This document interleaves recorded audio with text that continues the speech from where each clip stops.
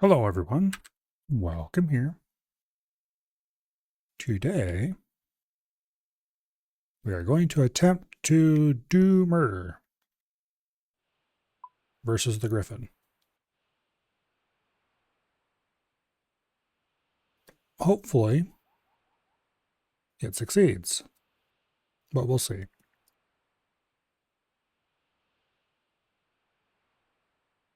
Let's see, is anything else updated? Probably should have restarted my client before this, but oh well. The emote clue items plugin is the most important plugin that hasn't updated yet since sailing. But apparently the update has gone through, it's just being verified or some bullshit. It's got to pass the, what do I call it? The checks to be included in RuneLite. Which means hopefully that'll start working soon. Because that is a very important plugin to me. It helps tell me what items I need to keep so I can fill a stash unit with them somewhere. But anyway.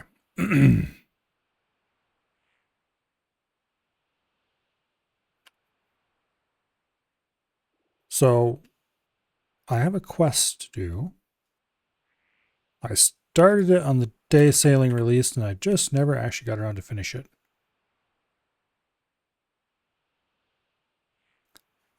Which means we're going to try to finish it today. Unfortunately, it does not yet have a quest helper, which means we're going to have to do it the old-fashioned way. I was kind of hoping it would get one within a day or so, but surprisingly it still hasn't.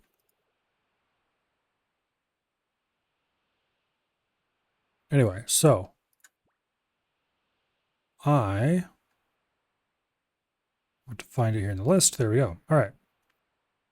So we've found some idiot Tortugan out on an island, rescued them, brought them back here, and that's pretty much where I ended the quest. So now we need to go talk to Elder, what's his face? In the southeast corner of Summer Shore. So, over here somewhere probably.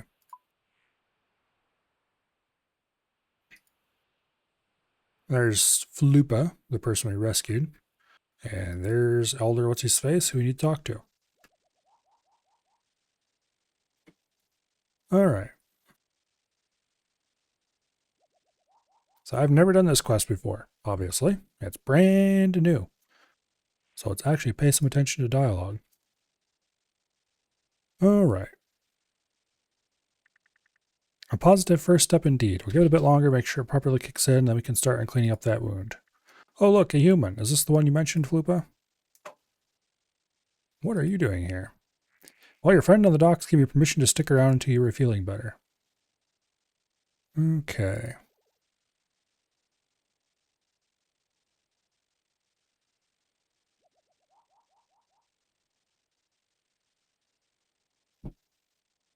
Now that we get past all the introductions, we're still dealing with the aftermath of another blasted griffin attack.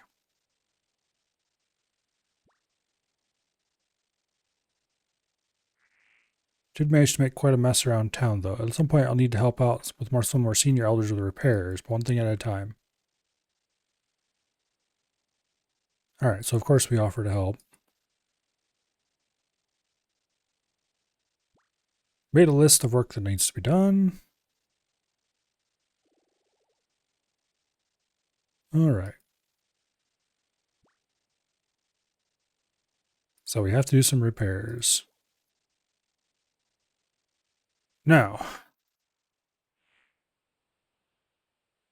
we need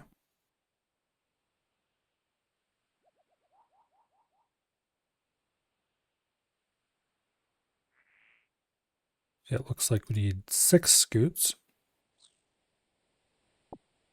So I'll run around and grab those. And then we need some seashells. I should count how many of those we need. I will need an axe. Hopefully there's one laying around town. If there's not, I'll have to go get one. Unless there's a shop in town that sells one, which I should check for as well. Alright. How many seashells do I need? 1, 2, 3, 4, 5, 6 of them, looks like.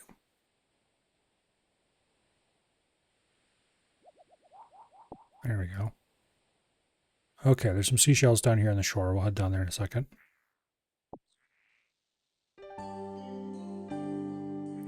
Finished the lasers run from yesterday and got prismatic, then started a poison launcher run. Oh. Hello, survey. Welcome here. Should be careful about grabbing too many materials, because otherwise we won't be able to fit everything we need. I think we'll just take 4 seashells for now and come back for the next 2 later. For now, let's go see if we can find ourselves a axe.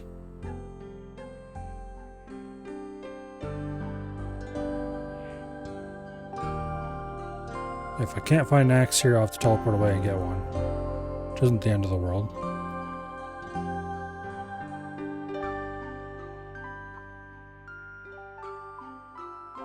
Alright. There's a crafting shop on the island, a fishing shop, sword shop. Okay, I don't think we can find an axe here. Alright.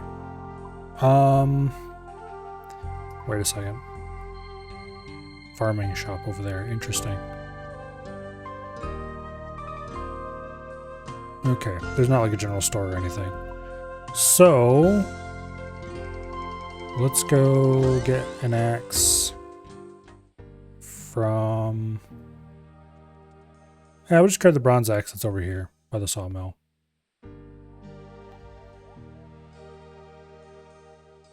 You can kill the immortal slugs from actual damage, not knocking them out of bounds.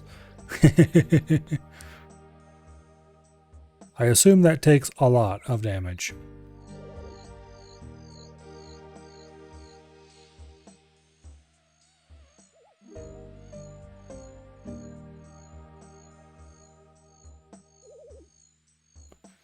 Alright.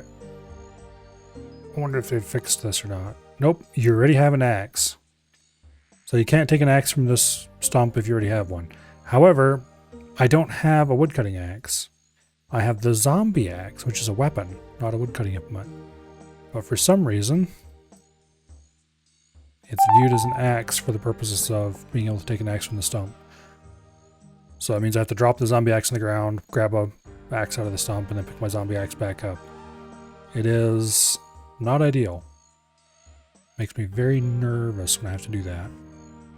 The zombie axe is a very valuable item. Largely because it's a pain in the ass to farm. I don't want to have to try to go get a new one because it suddenly disappeared or something weird like that.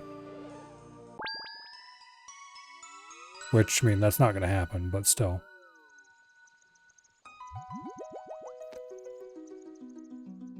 Ugh. Anytime something's out of my inventory, not a good thing.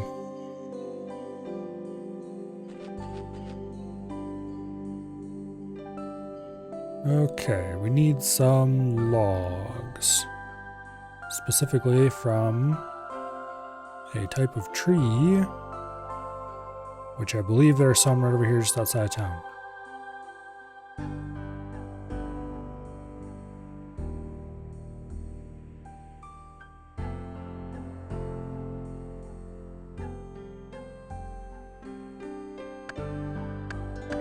Got enough inventory space to chop 3 of these.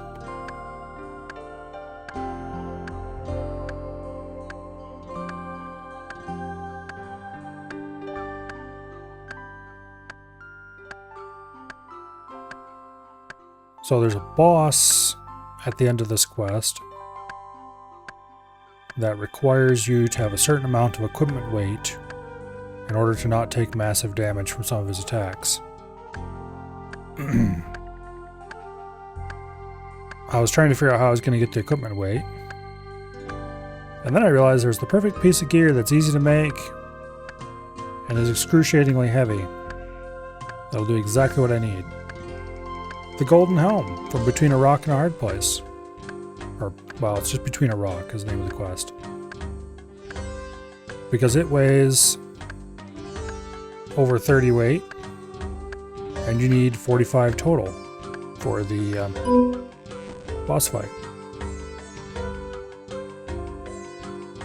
So you also get a shield that you have to wear during the boss fight that weighs 10. So between the two of them, you get 40 weight right there. You just need to come up with 5 more weight from someplace else, which is trivial.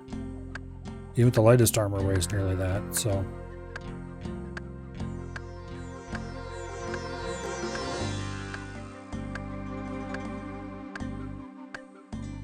It's very handy.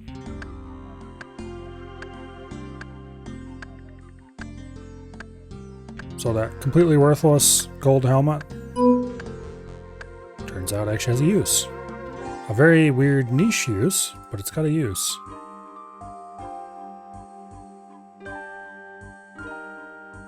Alright. Repair the broken crafting stall.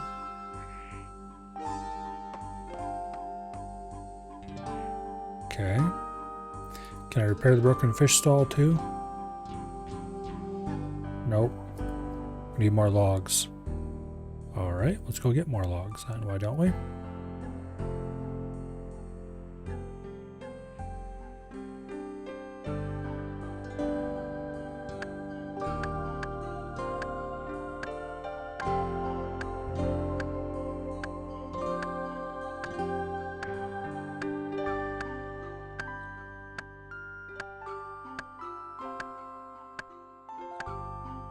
Anyway.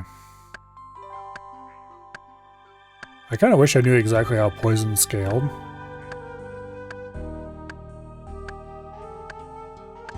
Because according to the tooltip on the poison shot, I think it is, 50 poison stacks is 50% more damage. I don't know if it's linear though. Because the poison just scales linearly. That's nuts. And if it isn't quite linear, then I'm kind of curious what it actually is.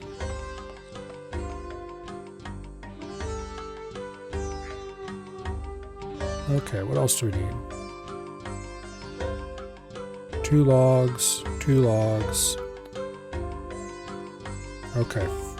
Looks like we need 6 logs total.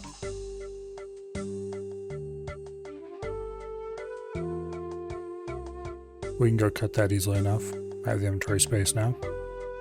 And then I think we just need 2 more shells, so we're still 1 inventory space away from being able to have everything we need.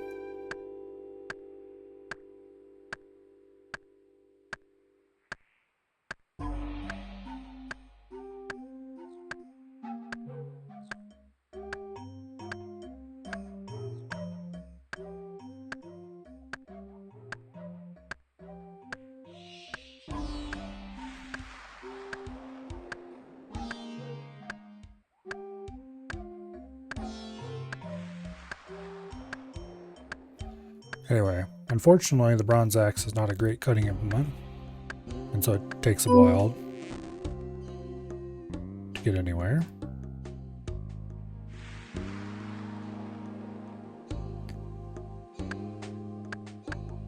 So I'm not sure what's up with the graphical issues on the treetops for this tree in particular. Oh, that's right, I was gonna mess with the settings on this.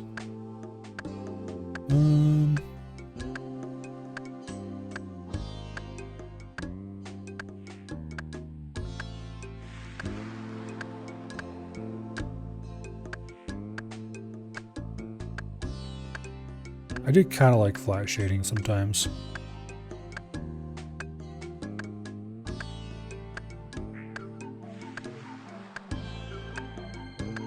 I was going to see about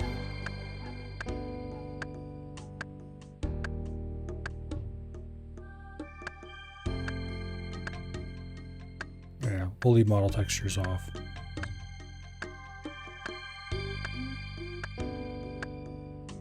I do like having ground textures off. It makes the game look more, I don't know.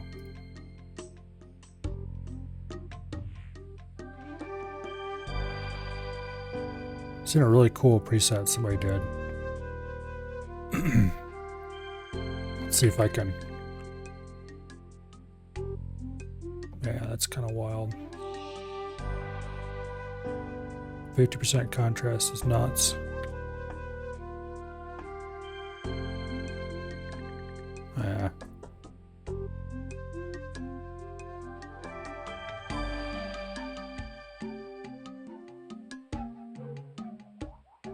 Yeah, no.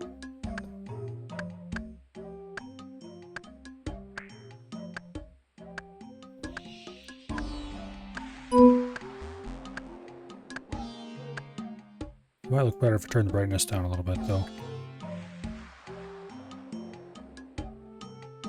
And what is that about? Actually, I like it better with the brightness down, but not quite that much, I don't think. Let's turn it back up some.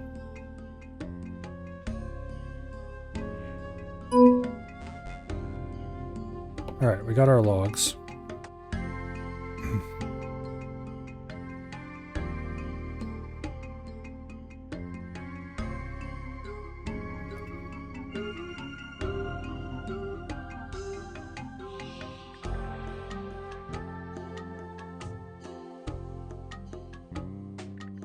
I think we need 2 seashells, but I don't have room for 1, so we'll grab that for now. We'll just come back and grab another one in a little bit. Now, what else needs repairing?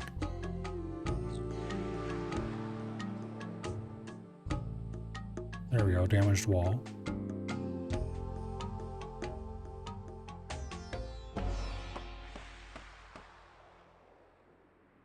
Okay, let's go get back and get that last shell,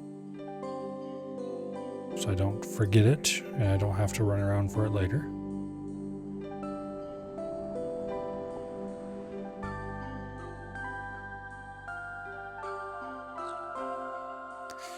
All right, a wall, a crate, and a crate.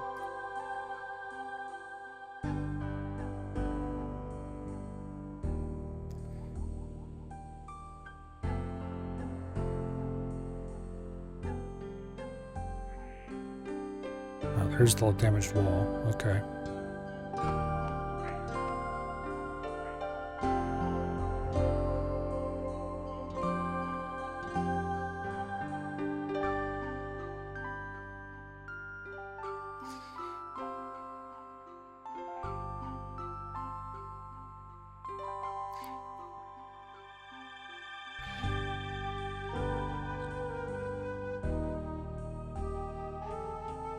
The middle mouse button on this mouse hasn't fully died. It's just spongy. But one of these days I'm going to buy a new one in a moment of weakness. Oh, there's the one broken crate. It's definitely not inside any of the houses, so the other one's got to be outside too.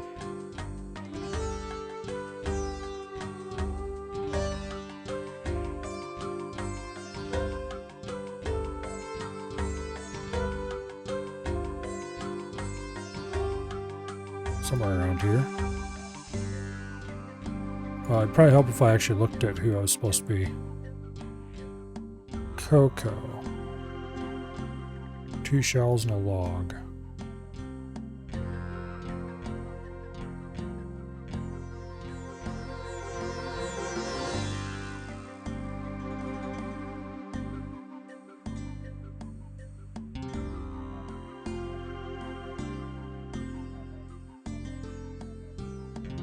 This is where quest helper is really helpful normally. Okay, it's not over here.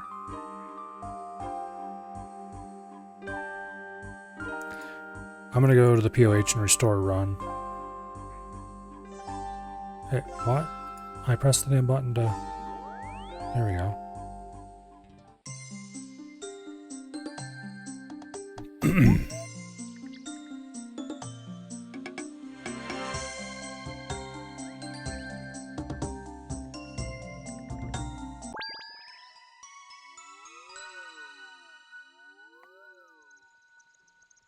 There we go. Back to the island.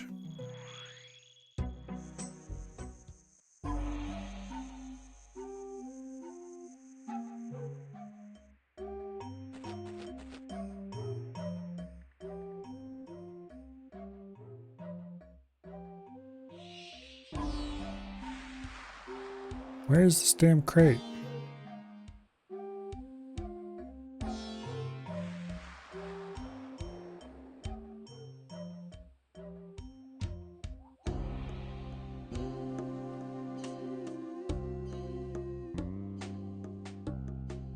Okay, there's no one there at the smithy.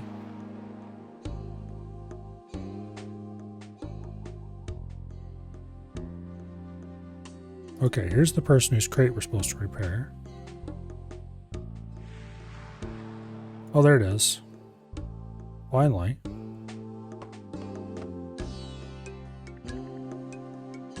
Alright, we've repaired everything.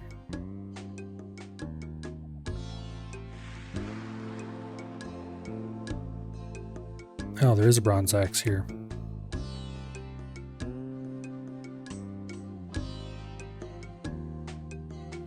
Okay, we still need the axe.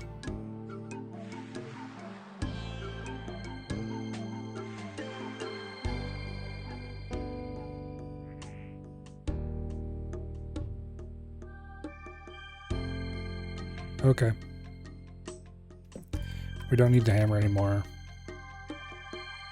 We should be able to get rid of the list of repairs shortly. I should go buy food. Probably now. Let's see, what other inventory needs do I have before now and...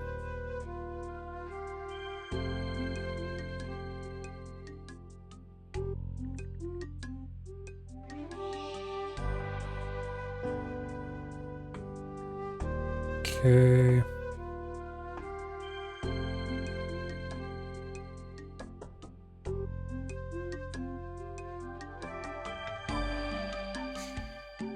Yeah. Let's just go to...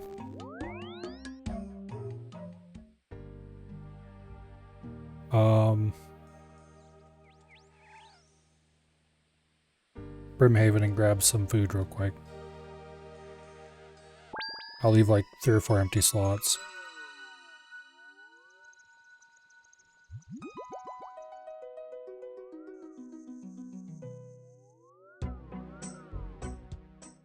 Pretty sure we're gonna need to sell my boat down there. Or otherwise get a boat down there. I'll probably just have my raft teleported in. Let's see, Brimhaven, over here.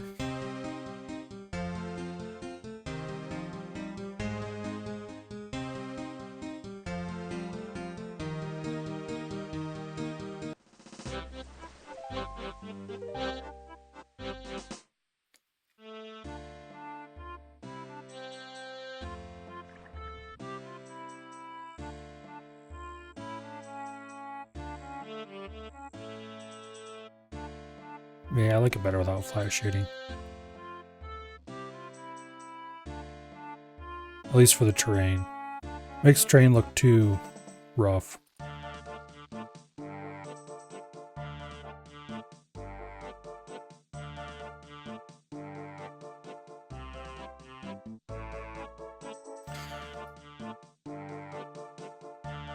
So there's a pretty good chance that we're going to go through a bunch of hopping to buy food.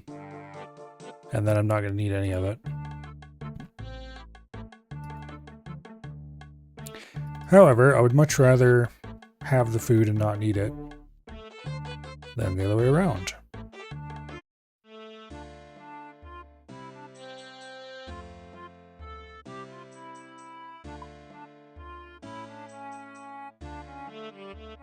So we should be able to pray against most damage for this boss. Let's do one more hop. Oh wait, that road's gonna be full.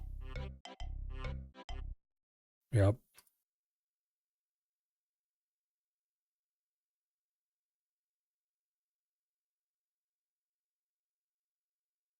Let's see.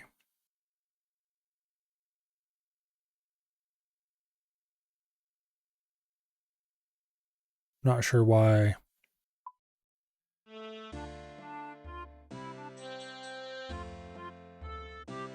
Alright, let's go back to 467.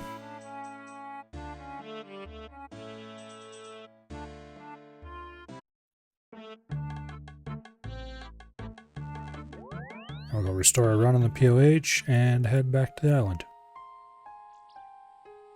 Carrying around this gold helmet is not doing anything nice for our carrying capacity.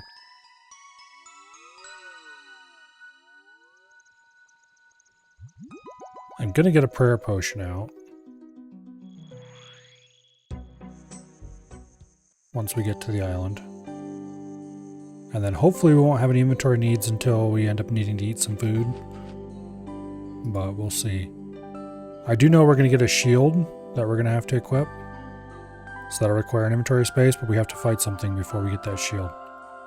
Why am I running over here? The island bank's over there. The unnoting station.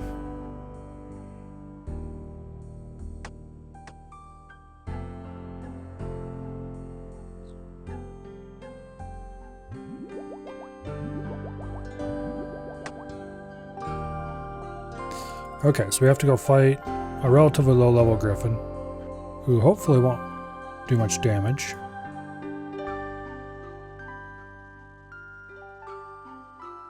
Okay.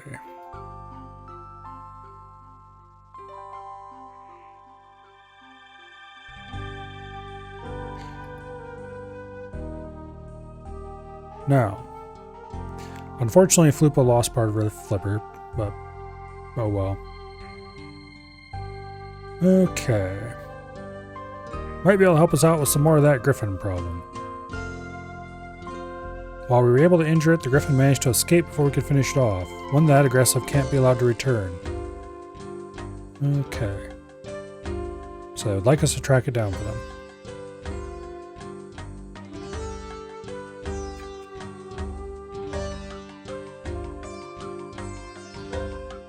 Now, where exactly do we even start with tracking this thing?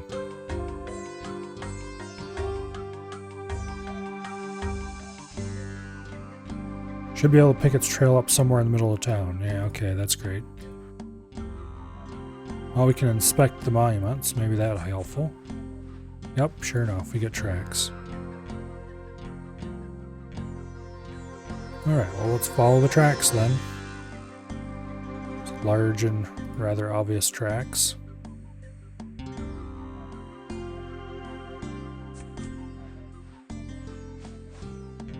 Inspect everything that's inspectable in the area. Keep following the tracks.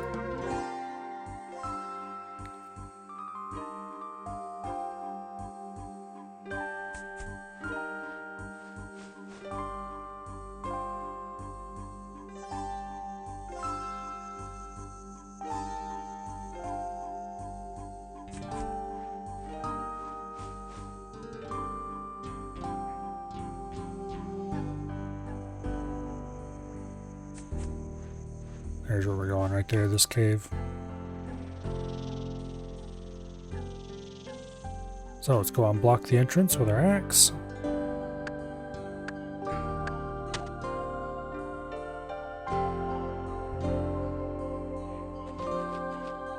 Alright.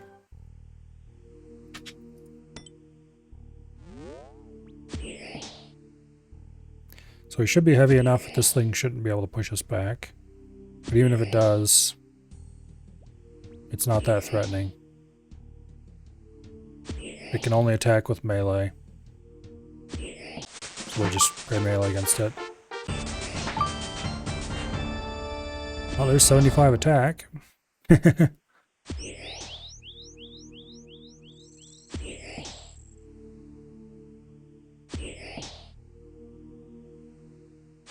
The griffin tries to pick you up but fails thanks to your heavy equipment. That's why it got stunned there for a second. Oh yeah. Okay, that was particularly trivial. We're going to end up having to drop a Karambwan.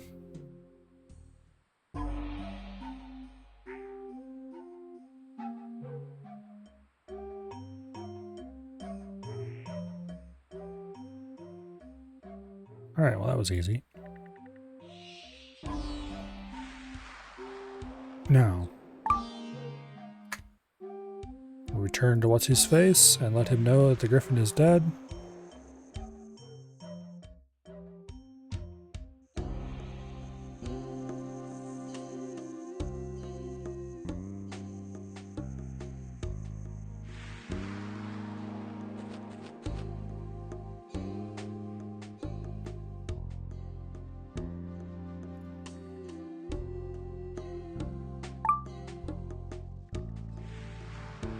What's going on?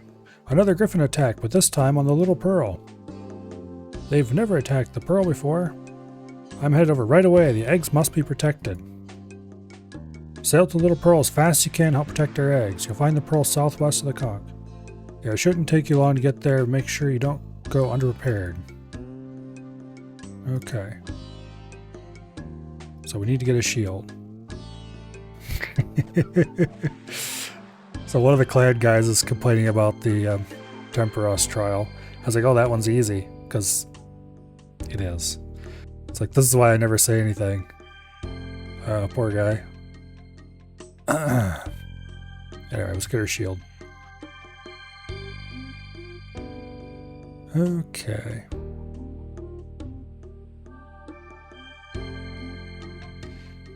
So we have acquired a shield.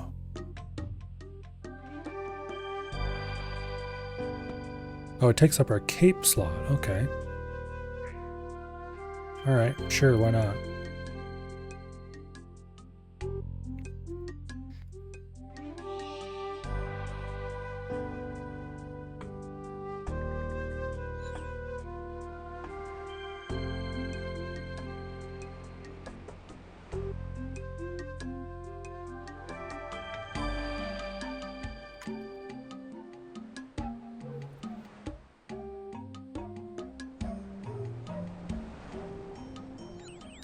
Alright. I think there is a...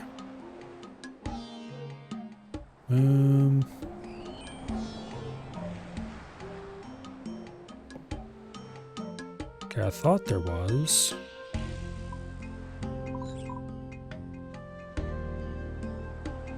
No, it doesn't actually look like I can go reclaim a ship here. Okay, that's not amazing. Means we'll have to go to up north and bring it in that way. Anyway. Hello, Dread. Welcome here. Let's teleport to the Pandemonium and we'll get the raft and we'll sail down here.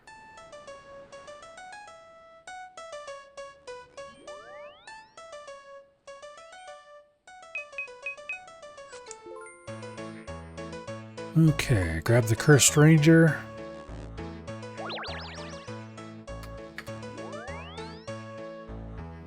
Hopefully we can make this with the raft. If we can't make it with the raft, then I'll have to bring the Unsinkable Axe down here from Priff. But I can't teleport that one because it's got valuables on it.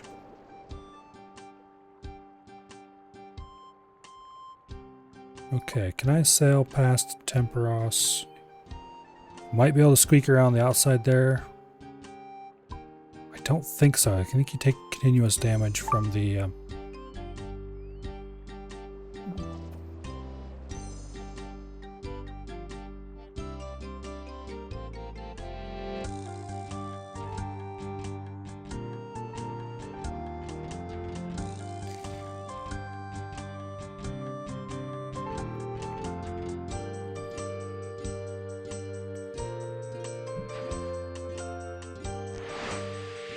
Yeah, we're gonna have to go out around Karamja, I think. Well, let's find out for sure, because if we sink, what's the worst thing that happens? We have to pay another 250 gold to get our boat back? Oh no. Truly tragic.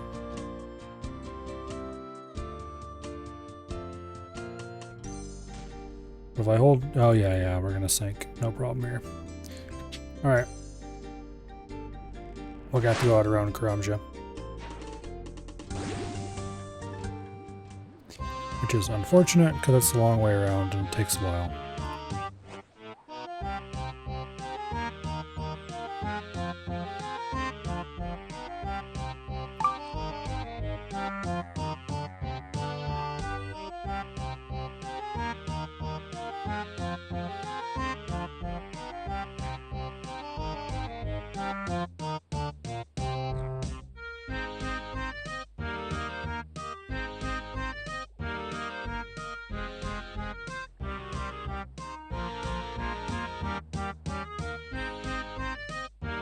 Alright, let's recover the Cursed Ranger. And we'll sail it around the long way.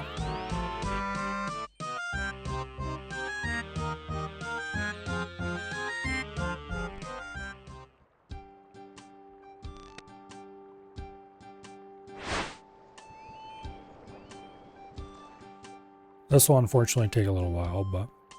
So I can't recover the unsinkable axe, my actually good ship. Because its cargo hold is full of actually good quality repair kits. And I don't want to waste those. So if I was going to bring that ship over here, I'd either have to go to it, pull repair kits out of its cargo hold, which I don't have the room for because I'm full up on food. And then have it teleported down here, or I'd have to just sail it down here, which would be the easiest way. That ship is pretty fast.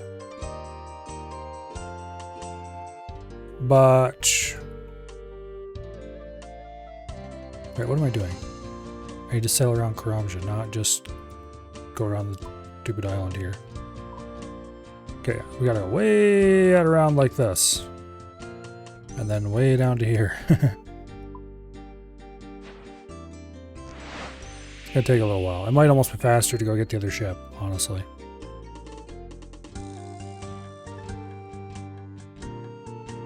Oh well. And we can't use any of the rapids because this ship is far too weak for that.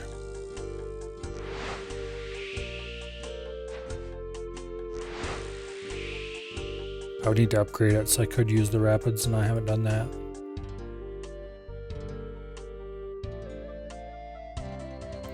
This is still the bog standard baby's first boat you get. It doesn't have any upgrades at all, I don't think.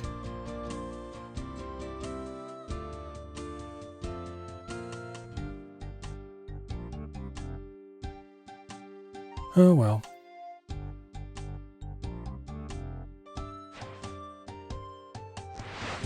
No, we can't go through there either because that's a dead end.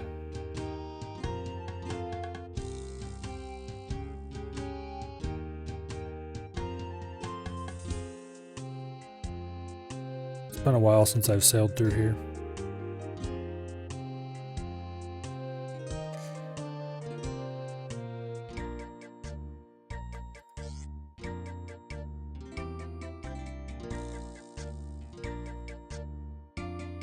Anyway.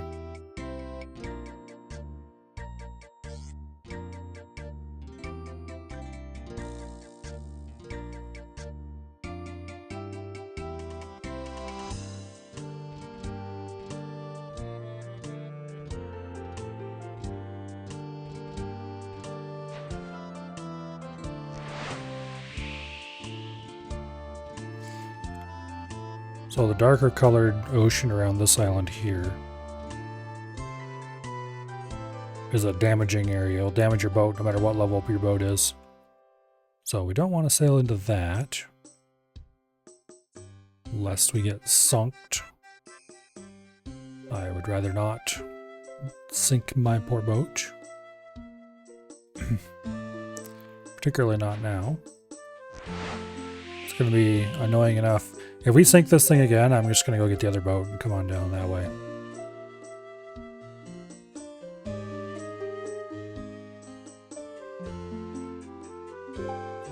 Which will still be slow, but...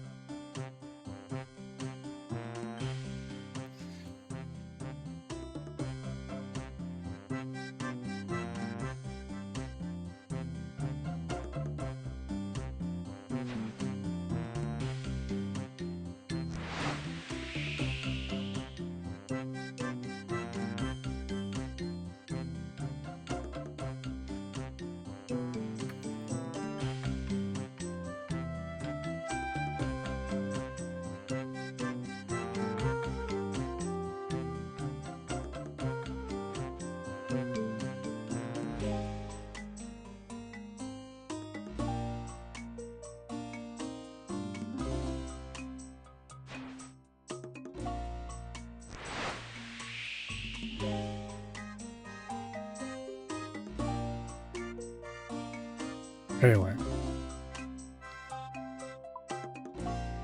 Oh, yeah, we got a ways to go. Plus, there's a bunch of hostile creatures down here. I probably should have just went and got the other boat. Oh, well.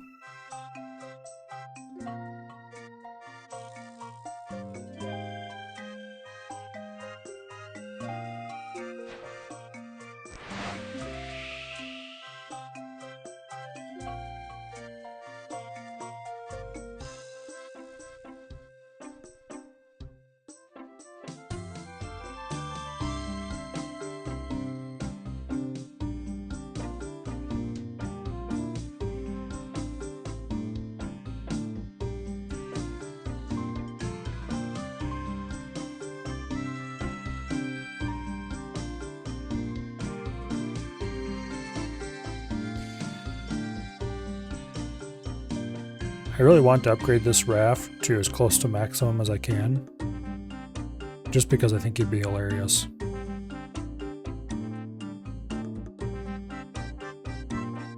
Unfortunately, the raft can't take a keel.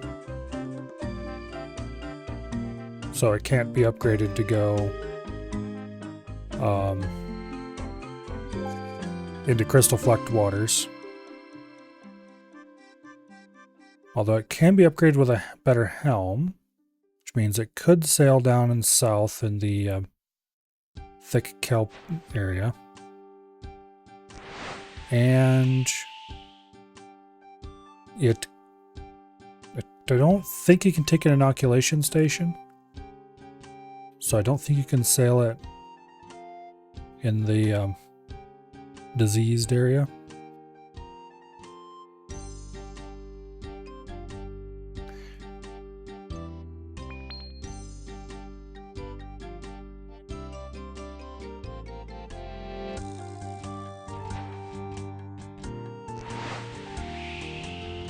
There's a pirate ship, apparently. I think you can take a brazier upgrade, so it could go up to the frozen north.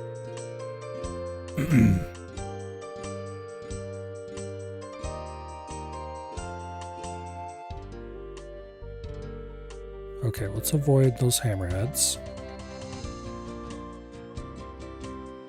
I'd rather not get sunk.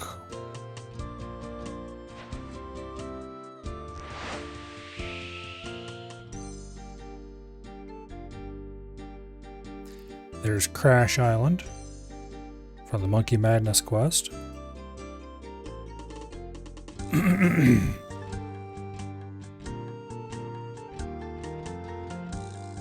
Which means Ape Atoll's right over there. It's kind of funny. There's an actual atoll elsewhere. And it's got a chartable object near the atoll that it's like a waterlogged book or something like that it's called.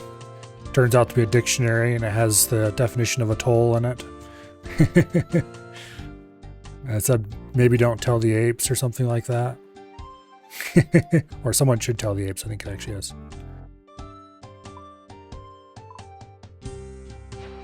Alright, we need to keep heading as south as we can.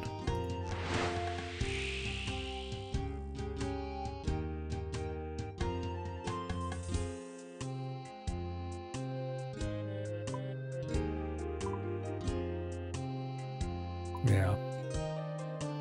South and just a little bit east.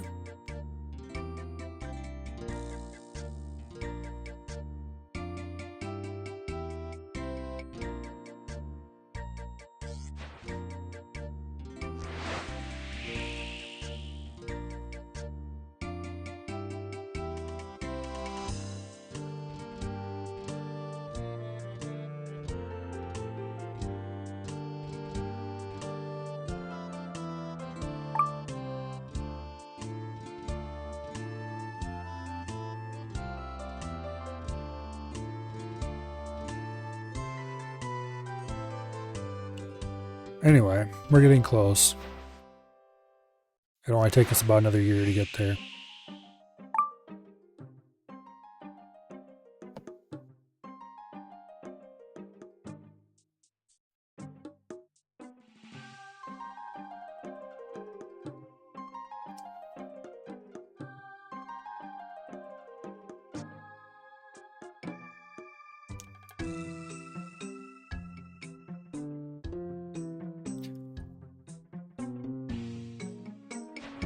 So right over there somewhere is where we were.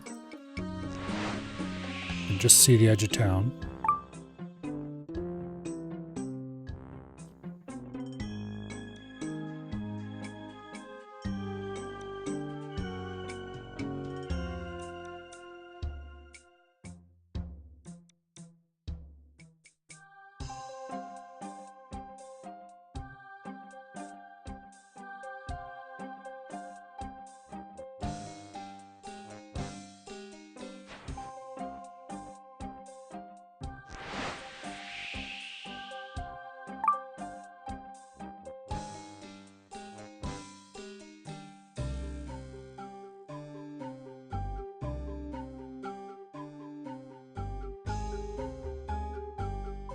Alright, let's see. Yeah, we just need to keep going more or less straight where we're going.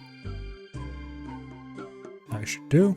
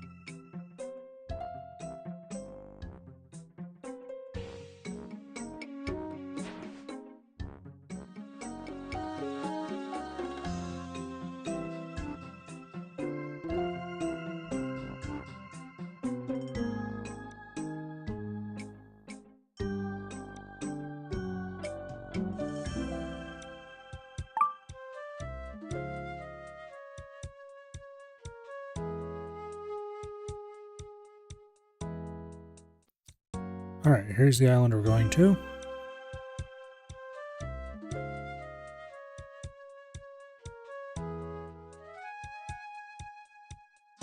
We'll be there any year now. And once we're here, we have to fight this stupid griffin.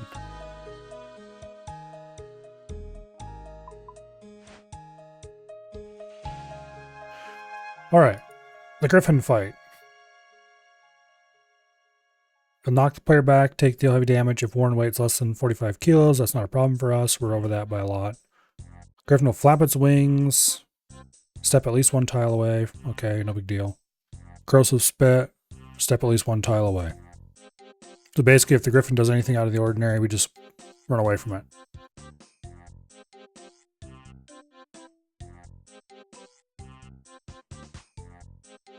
Alright.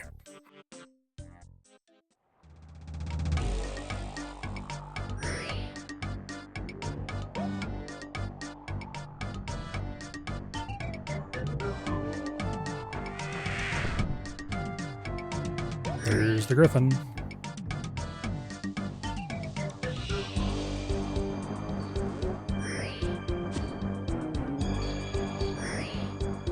It can do ranged attacks.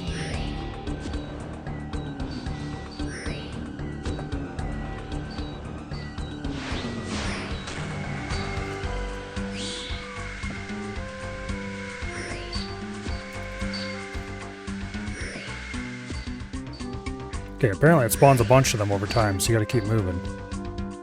That's interesting.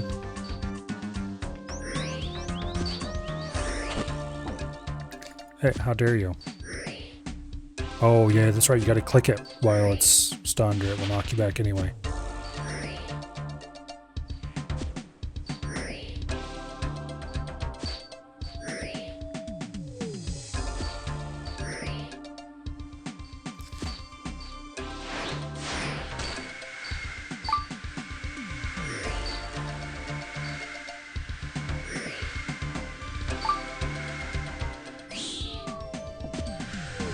Get wrecked.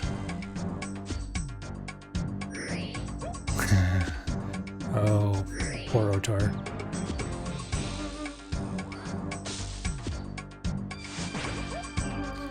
Alright.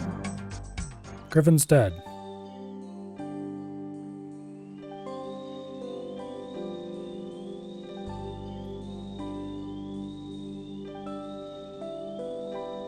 Thank you for your help with that griffin. Okay, well that's nice.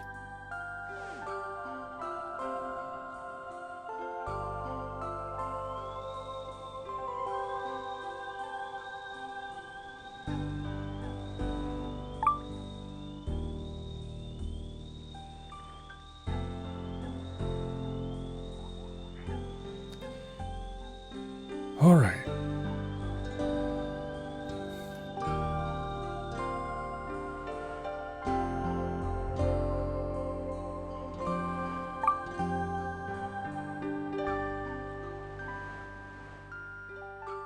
Yeah, I don't know why they even added an unranked to the trials.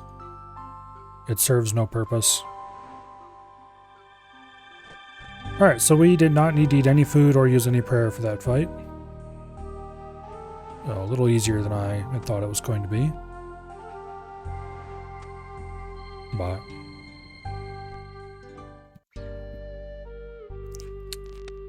alright, let's sail back to the island.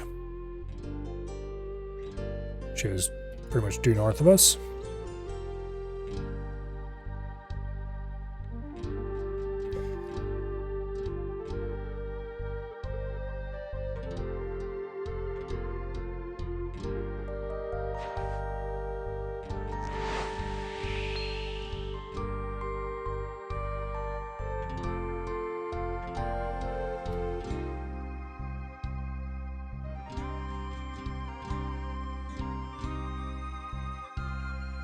Let's avoid the rapids so we don't sink. I don't know how much the damage the rapids actually do to the raft, but yeah, they're strong rapids, so it might be a lot actually.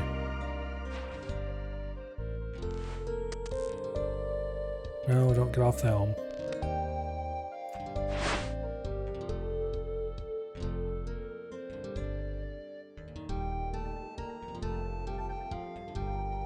I should remove the cargo hold from the raft, because it doesn't really serve any purpose to have it on there anymore.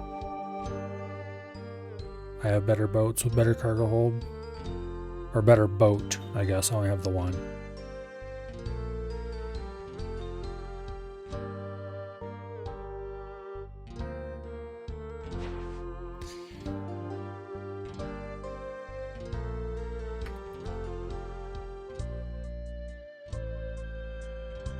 Damn it.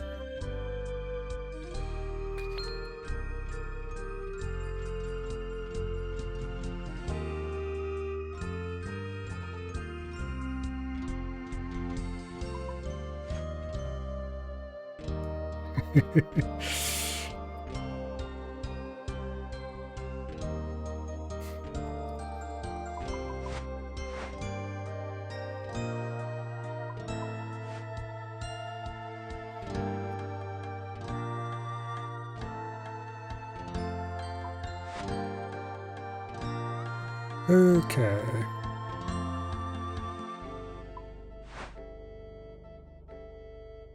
Let's get this piece of crap raft docked again.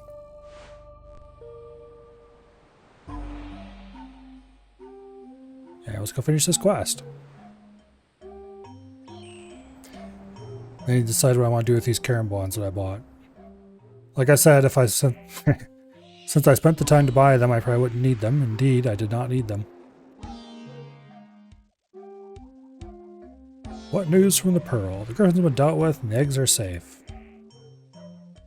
Okay, there was a ship near the island, had red sails. Okay.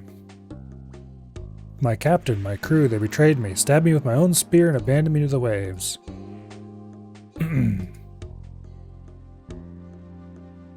Alright, anyway.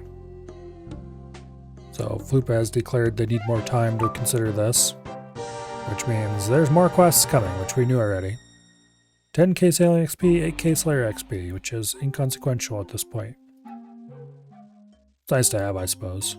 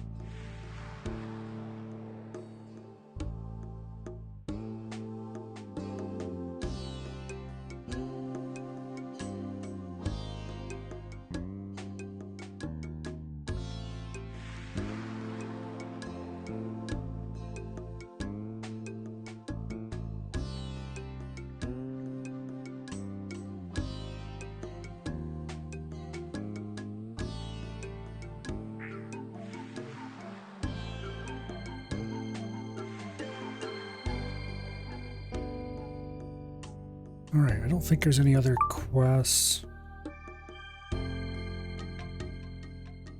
that I need to do from this release. I think I did all the other ones already.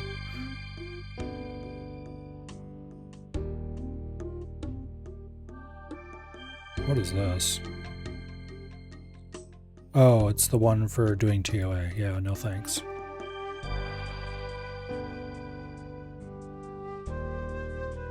No thanks.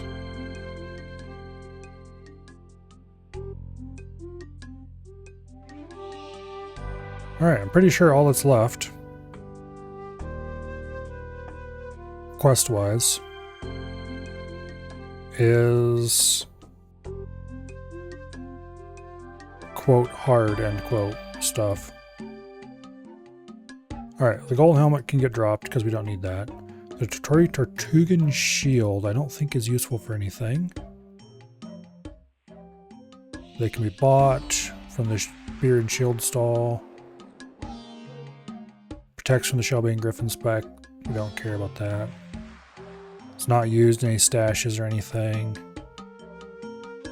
There's a lot of people who think it's amazing, what do you want to call it? Fashionscape, but around here we don't care about Fashionscape.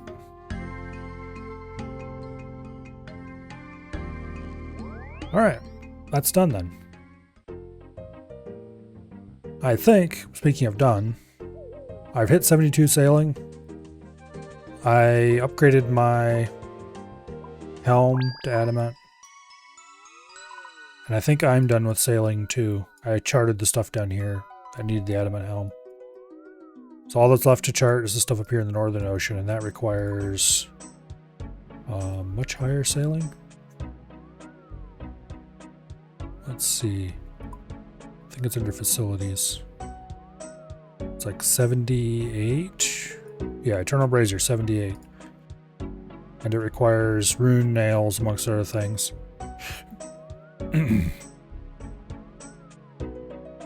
So I'm not overly hyped up about that. I'd have to get six more sailing levels.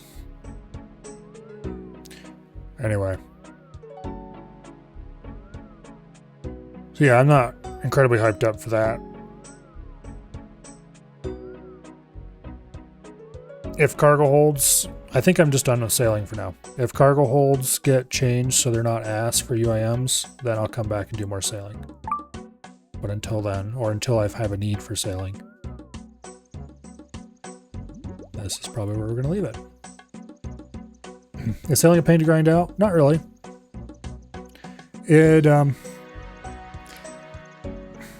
Early levels were pretty bad, but then they buffed the XP, so they're not so bad anymore. And then,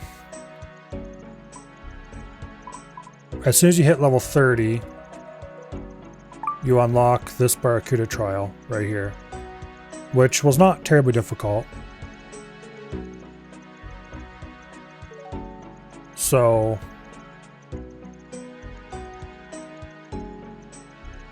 there's 3 separate routes. The first route is just a single lap around the course. Second route is 2 laps around the course. Third route is 3 laps around the course. Different laps each time. So you have an inner, a middle, and an outer path, basically. You follow. This one's easy enough that I didn't have to look up any routes or anything. I just worked them out on my own.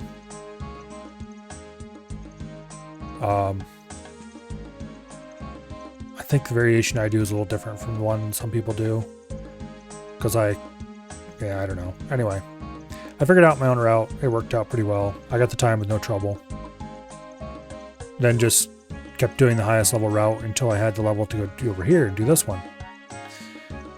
This Barracuda trial, I've got 70 completions on, I think.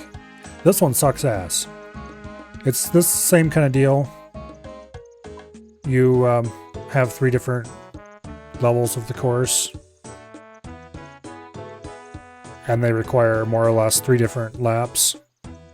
but the laps are much more freeform. They're not just around the center, but farther out or closer in, like this one is. So the route I followed, you would leave from here, sail around here, up like that, over here, across here, up and around, through the slime here, which required some bullshit.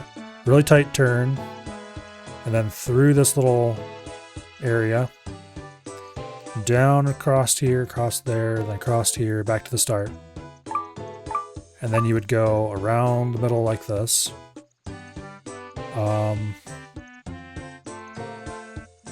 Across the slime here, across the slime there, up across here, around there, down here, across the slime here. The slime slows you down every time you cross it, unless you do, unless you are boosting with your sails at that moment. So there's a thing you unlock by doing the second route. Wait, no, this is the route for the... I don't remember what the route for the second one is. That one's not as hard. This is the route for the third one, which is hard. But anyway, the second one gets you a thing that lets you save up your boosts and use them when you need them to get across the slime, basically. But anyway, you cross the slime here, come down around like this. Wait, no, around like this. And then you swing close to here, because there's these little pylons periodically. One there, one there, one there, one there, one there, one here. Anyway, when you go past these pylons, sometimes you have to throw a thing to them because you're trying to lure a bird from pylon to pylon to get back to the start. So you can only carry a certain number of lures, and you have to go over here to a boat to pick up more lures. So you spend a lot of time sailing around to hit the pylons in the right order to lure the bird, basically. But anyway, you have to swing close to here so you can throw at this pylon, which is annoying because it's just almost out of reach and you almost run into the slime and it's really easy to screw up. Come back around this way, out around here, up through there. And then, wait. No, it's down this way, around here like this, and then up through here. And then you start the final lap. And the final lap, you go up around this way, up around there, through here, across this big gap of slime, which there's a technique you can do it with only one sail boost without hardly losing speed. It was a little tricky to learn. And then you make a hard turn here and just zip it up through there and complete it. Which, if that sounds like a lot of turns to remember, it is. And I wasn't even mentioning when you have to throw stuff at the pylons as you go by. Because sometimes you do and sometimes you don't. It's a lot. And the whole course, the best time I ever got was like 5:16, I think. 5 minutes, 16 seconds.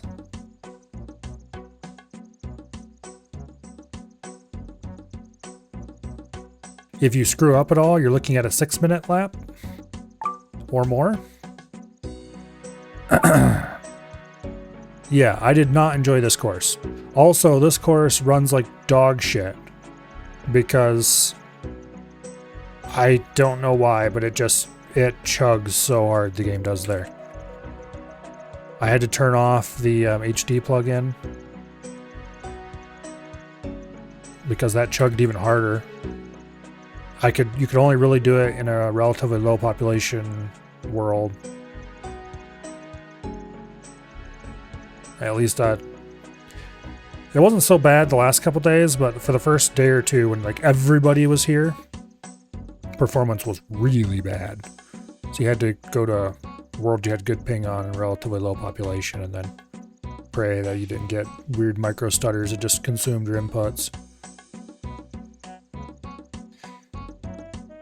But anyway, I didn't actually manage to make the 5 minute and 21 seconds. 5 minutes, 21 seconds is the time you need to make. I never managed to make that time until like yesterday, I think. It was bad. And there's another course up here. This course covers pretty much the entirety of this blue area. I've never done that one yet, and I'm not looking forward to doing it either. I'm going to save that for later. I finally have the level to do it, because you need level 72 to get it, and I'm level 72 now. So I will never have to do this horrible swamp course ever again. But, yeah.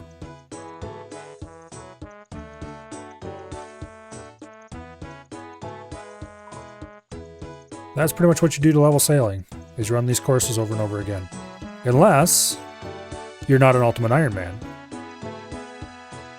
In which case, you can build a sloop, put a pair of salvaging hooks on it, order your crew to work both salvaging hooks, and then you just collect the material they gather from the cargo hold, and process it for actually pretty reasonable XP rates without hardly having to pay attention at all.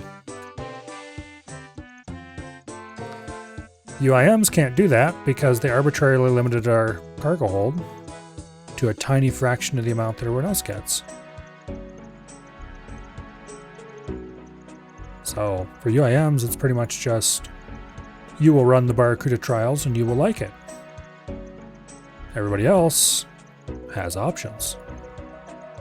Also, you can do port tasks where you sail to a port, you pick up cargo, sail it to another port, turn the cargo in for XP and cash.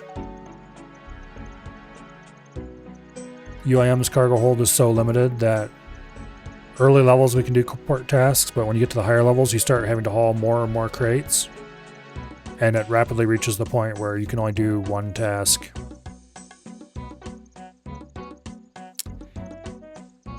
And usually you make the most XP by picking up as many tasks as you possibly can. But when your cargo hold only holds a few items, you can't do that.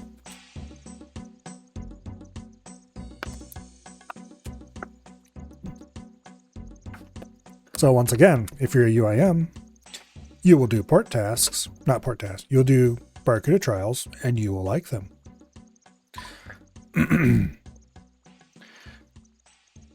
But that is why I have decided that I'm not doing sailing until the cargo hold gets fixed.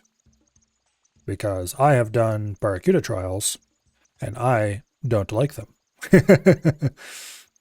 I want to go do something else, thank you very much.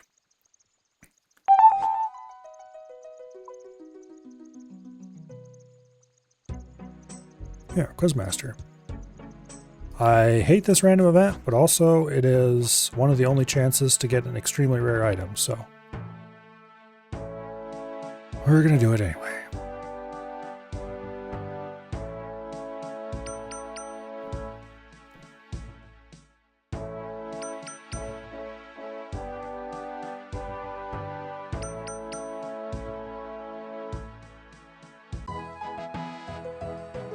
Never choose 1,000 coins. Just don't. The prize you get will often be worth a lot less than that. However, there's a chance for an extremely rare item. It's like a 1 in... Oh, let's look actually. A 1 in 256 for a stale baguette. It can also be gotten from the Sandwich Lady random event, but that's even rarer, I think. You have a 1 in 6 to get a lamp, which is quite useful. Or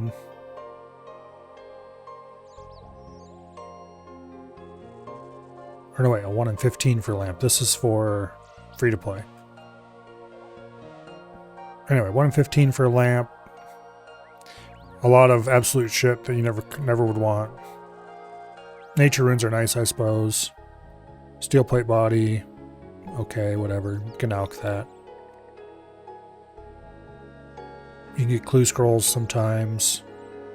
And you can get stuff off the rare drop table, which is exceedingly rare. I could get a Dragon Medhelm at a 1 in 1900. That would be insanely good if I got that, because I have an item in my looting bag that needs a Dragon Medhelm to go into a stash. I would be exceedingly happy if I got it, but that's not going to happen because, once again, 1 in 1900. But what I'm really doing this for is the stale baguette.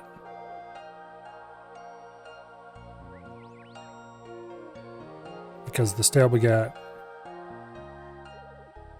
is good. Who knew? And we get a lamp, which I will happily take.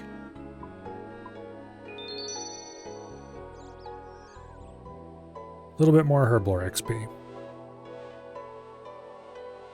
Okay.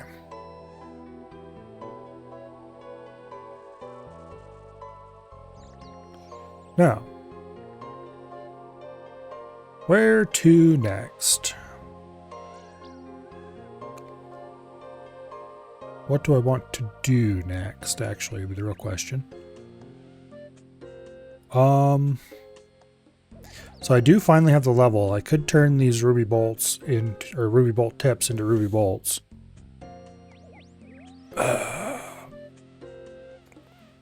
That sounds like ass, though. I'm gonna have to do it eventually.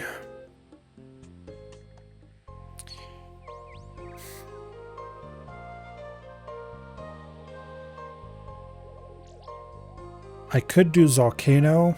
I think Volcano drops adamant bars.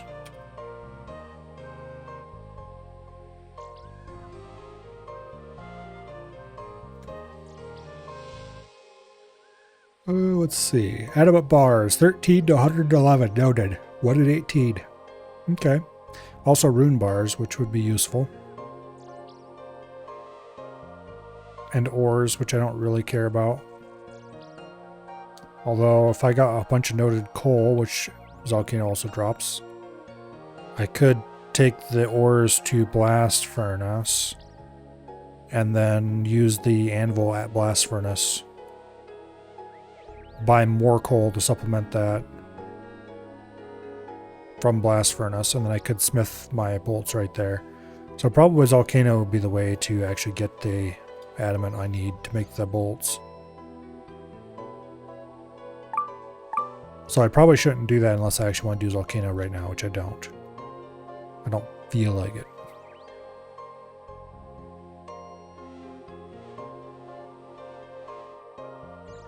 Anyway. Ugh.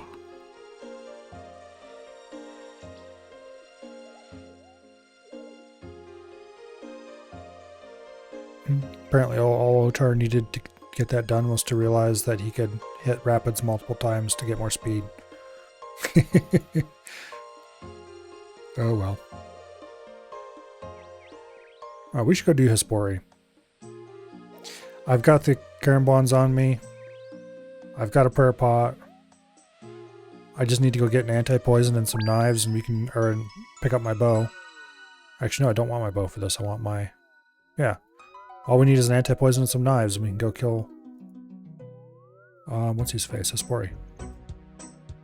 Let's do that. Castle Wars. There's an anti-poison on the ground just north of here. And then from here, we'll go to Berthorpe, and we can buy knives there.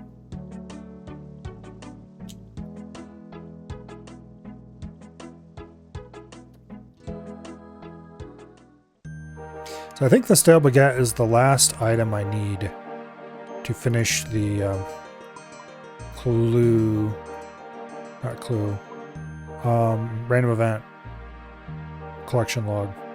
Yeah, stale baguette, last item I'm missing.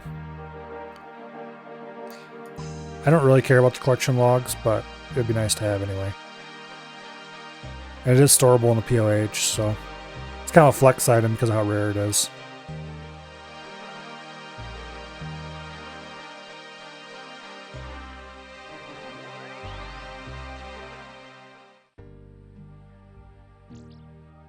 I believe it's one of the considered a fun weapon, which means you can hit other players with it even outside of PvP areas. You just can't do any damage with it. Let's see. Berthorpe. And we'll buy 15 bronze knives. Technically we only need 12, but it doesn't hurt to buy a few extra. Quite the opposite. It's easy enough to screw up and accidentally throw a knife at Hespori instead of doing what you're supposed to do with them and throw them at these flowers. And if you bought exactly 12, which is how many you theoretically need for this fight, and you waste one by accident, well, that would be tragic now, wouldn't it? Okay, I believe I have everything we need. Let's go murder the tree man.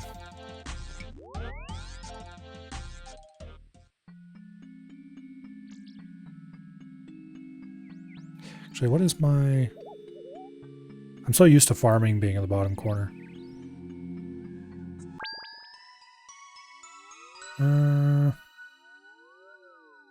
Kind of tempted to go get a garden pie. Yeah, let's do that. Because then I'll be able to head into the north part.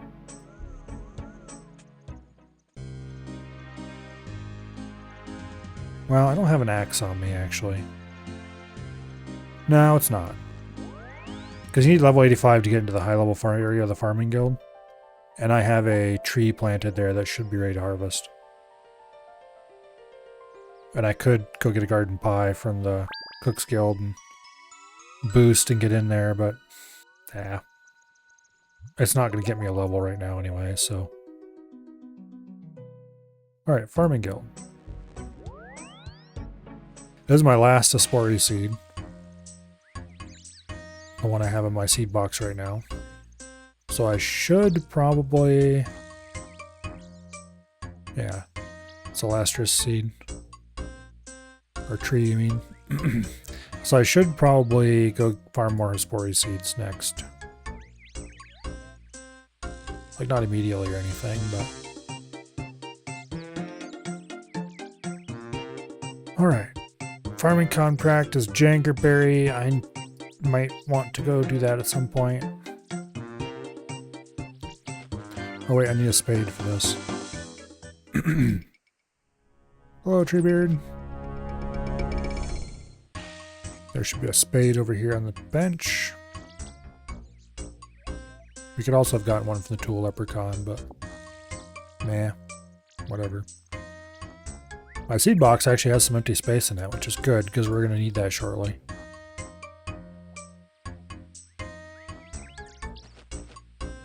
Like, not shortly, but soon, TM. Alright. Pray, protect from missiles. Harvest Hespori. Drink my super anti-poison.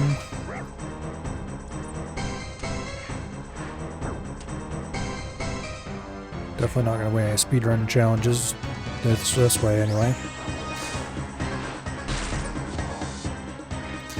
Beat the shit out of him.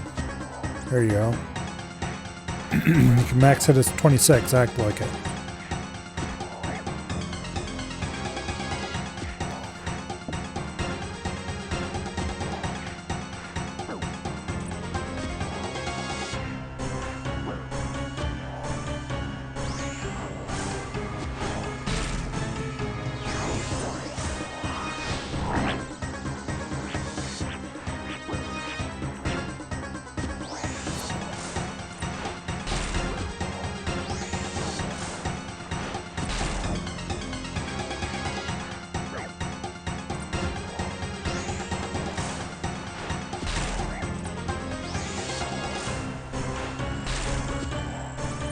Come on.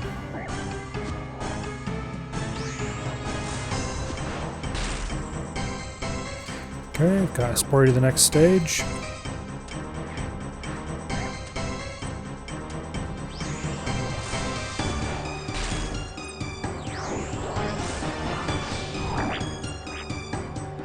We're gonna have another round of these flowers to deal with yet.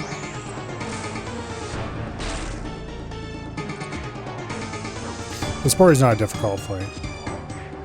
Not for this stage in my account's lifespan, anyway.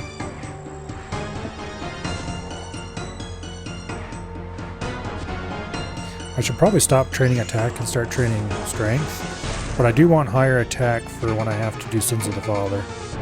I'd like to get at least 80.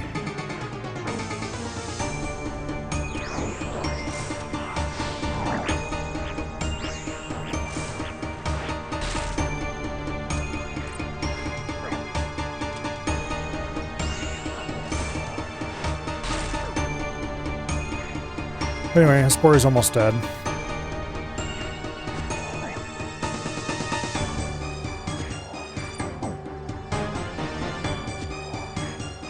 Hopefully, we get the bottomless compost bucket here. Because that would make me very happy. Then I wouldn't need to worry about killing Hespori ever again unless I wanted to.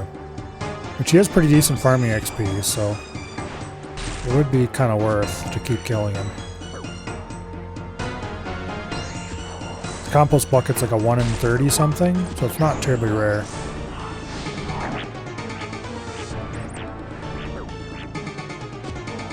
There we go.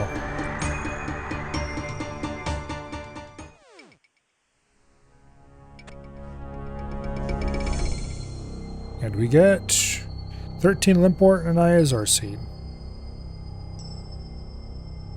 Okay, we already have one of these in the seed box. I don't think I care about Limports.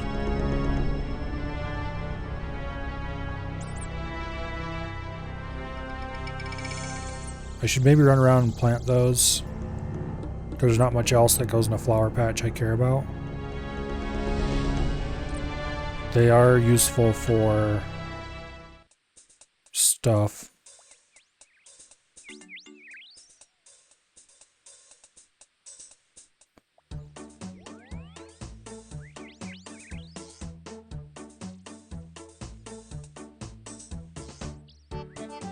Let's go over here and see what's planted in this flower patch. If it's nothing, we'll plant a Limport there. Indeed, it is nothing. Okay, cool. Okay, Leprechaun, give me some Ultra Compost, please.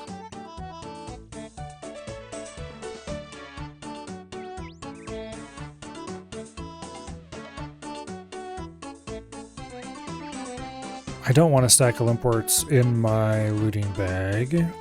Not right now. So, we have some planted in Kourend apparently. Mauritania has a scarecrow there because of a diary. I could remove that easily enough. Ardoin, Catherby, Civitas, and Falador all have empty patches, as well as Prif.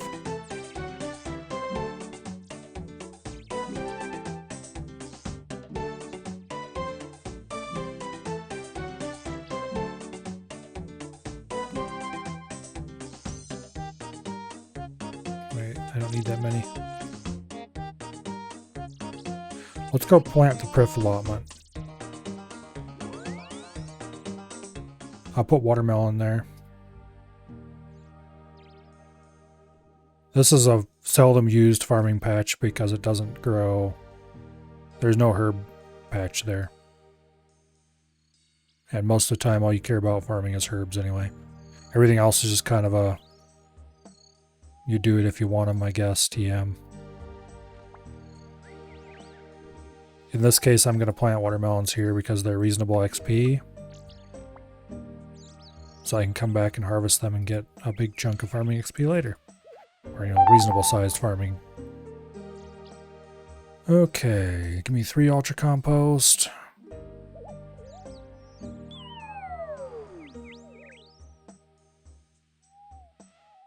If you don't compost your stuff, it dies distressingly easily.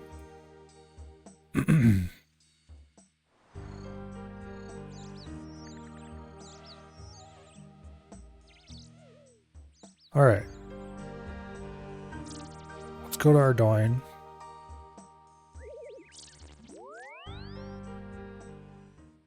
I already have watermelons planted here. I don't want to harvest them right now.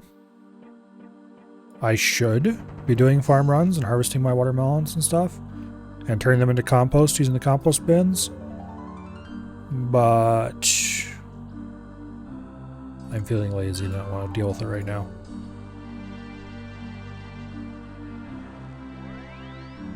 So I'm not going to.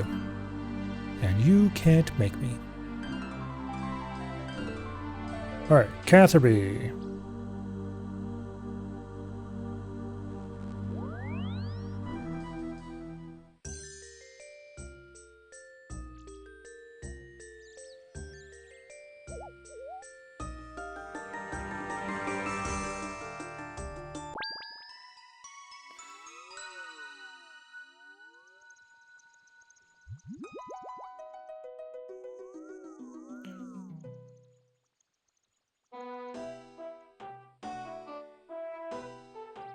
Looks like we have more watermelons planted in Catherby already. Whenever I get around to seriously trying to farm and get my compost amounts up, looks like I'll be well sighted to start with that. I've got full compost bins sitting around waiting to be emptied at a bunch of farms. The thing is, to empty the compost bins, I really need to go get volcanic ash, and I don't want to do that right now. So I'll just leave the bins sit there full until I'm ready to harvest them later. Alright, Civitas Illifortis.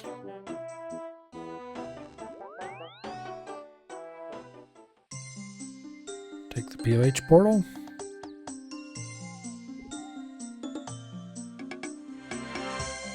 I should go remove that scarecrow from Mauritania. I don't need it there anymore. I did both diary steps that require a scarecrow, so there's no need to have one. I should just go root it out of the ground and dump it and plant a limpwort. Yeah, okay, we want to go to the Hunter's Guild and run north to get to the patch.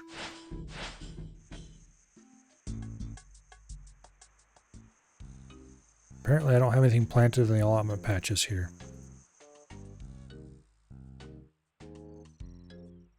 Watermelon seeds are easy to get. If you're desperate for them, you can just do temple trekking and get them really easily. Otherwise, you can just... various creatures drop them and stuff. I'm kind of a fan of the temple trekking route, but a lot of people think it's a waste of time.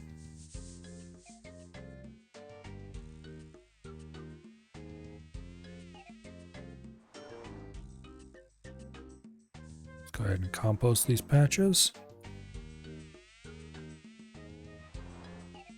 The other reason why you'd want to plant watermelons is because they're used to make super compost. And then you just use volcanic ash on the super compost bin and you get ultra compost, which is the best compost in the game and is very nice to have. Alright, Falador. Normally, if I was doing farm runs actively, I would try to keep an explorer's ring on me so I can just teleport straight there. Failing the explorer's ring, though, it looks like Amulet of Glory to drain our village, or we'll just do the rat pits teleport.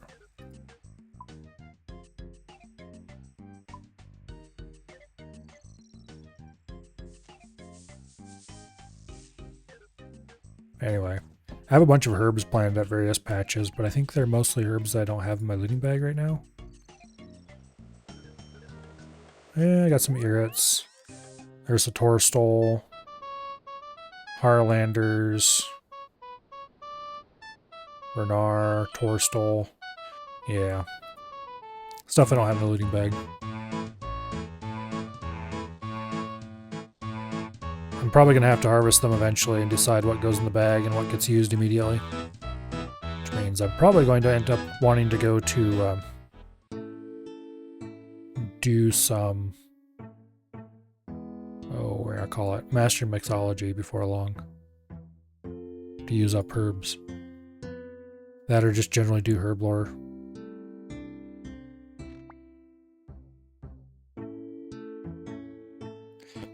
Because I don't really want to keep Torstals and... not Torstol. Torstals I want to keep. I don't really want to do Harlanders and Terramen and stuff like that in the looting bag. They're not really worth it. Alright, Harmony Island. There's a herb patch that I can't use yet. Wait here, okay. Castori, there is a flower patch. What else is in Castori? Because just the flower patch is not worth going out there.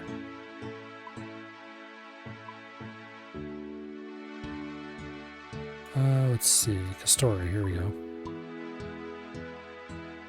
Farming patch flower, farming patch calquat. Yeah. Fruit tree. Okay, that's not worth it. Alright.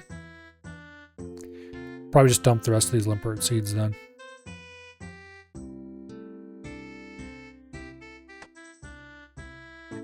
Future Milo is going to regret that probably, but not very much. It's only 7 of them.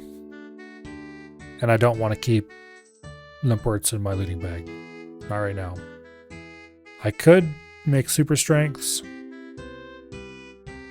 Like I could run around and harvest all these and have a pile of limperts and make them all into super strength potions. I don't want to deal with that right now. Bronze knives on the ground, don't want them.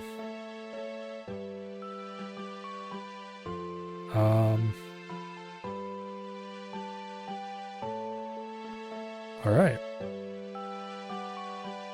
I think at long last it's time to go back to the plan.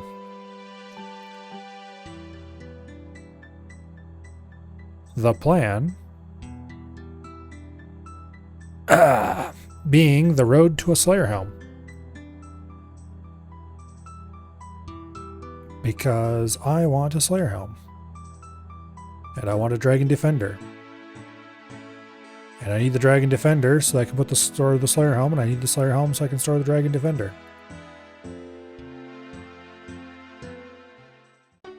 And so step 1 of this process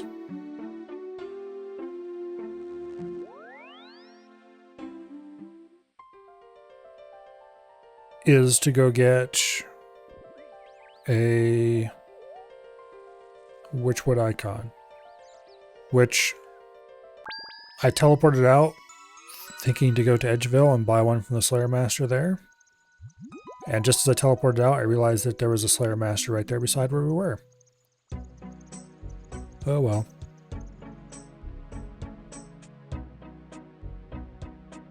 Okay.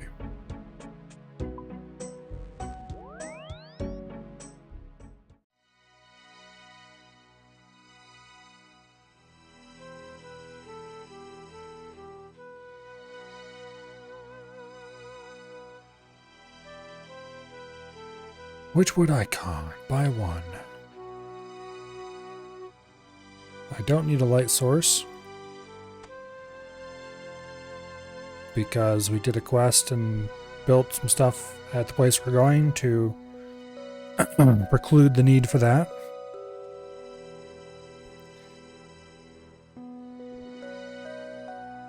I don't think I need much food here. I can't remember if I pray anything against these things or if I just tanked them. But I guess let's see how far 7 Karambwans get us. Yeah.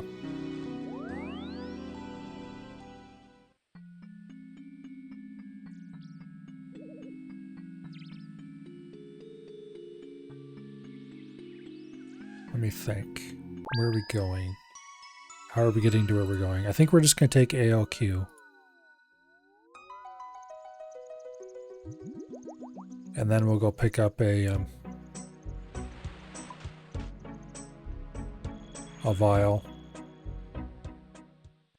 in town.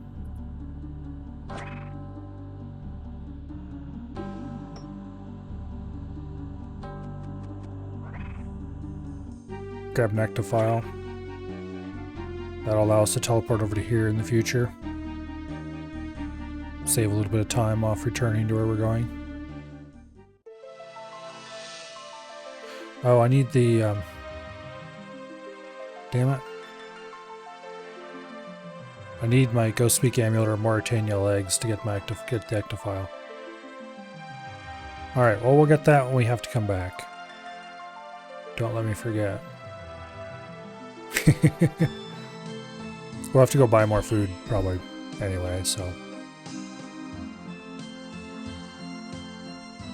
Unless we get like absurdly lucky. That'd be nice.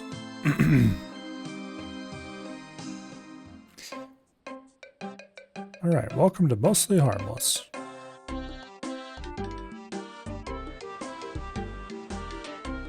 The Pirate Isle.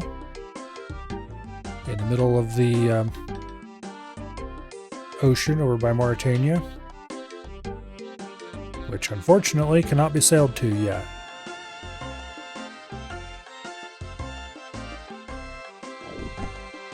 Eventually I'm sure they'll let you sail out here, but for now you can't.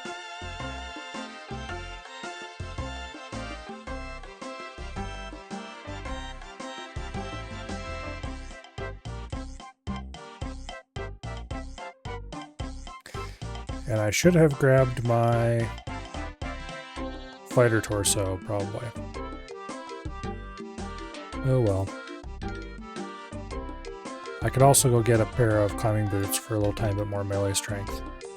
Which I should probably do that. Right there, Fire of Eternal Light. So nice. Okay, cave horrors. They can hit up to 9, apparently.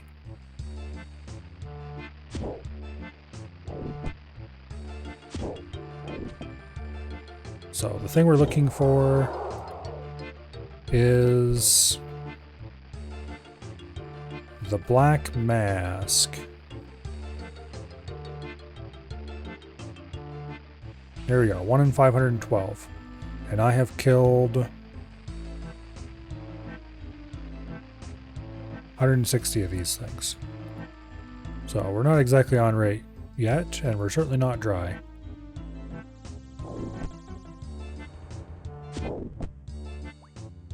And with the zombie axe, we smack him pretty hard.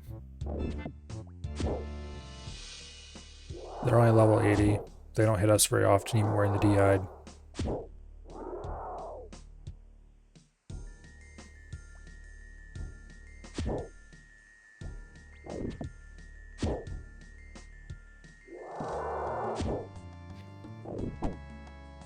Yeah, this is probably where my account's going to live for a while until I get a Black Mask. After I get the Black Mask,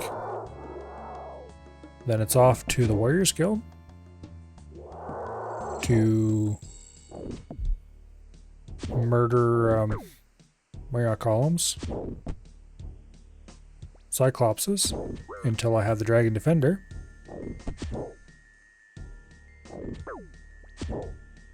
And then once I have the Dragon Defender, it's off to Nightmare Zone to get the points required to imbue the Black Mask. Well, yeah, that stage can wait. Actually, I probably shouldn't wait because I might want to use it with the... probably go do Nightmare Zone next after that. Grimy Guam. I don't really want a Guam leaf, but I will clean it for the little tiny bit of Herblore XP. Anyway.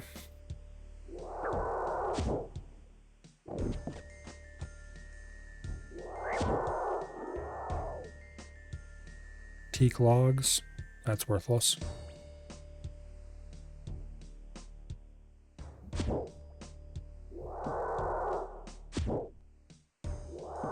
Anyway. I'll probably do Nightmare Zone to imbue the thing. I've already done some Nightmare Zones, so I just need to do more. It's very boring.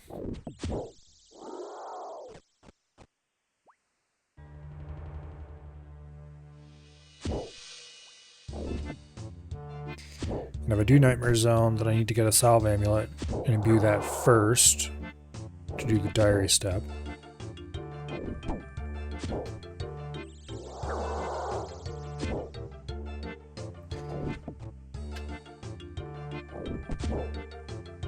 So I think these things attack purely with melee.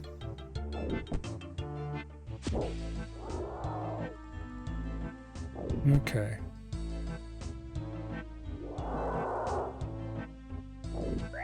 Yeah, protect from melee protects against him. Thing is, I don't really want to waste my time with protect from melee. I'd rather just bring food. I should turn this prayer potion back into notes then, but we didn't end up needing it for the quest.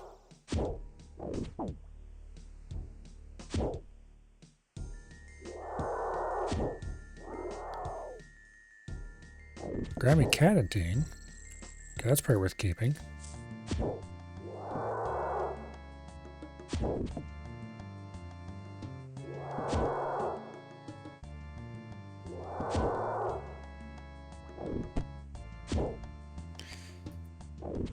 Anyway.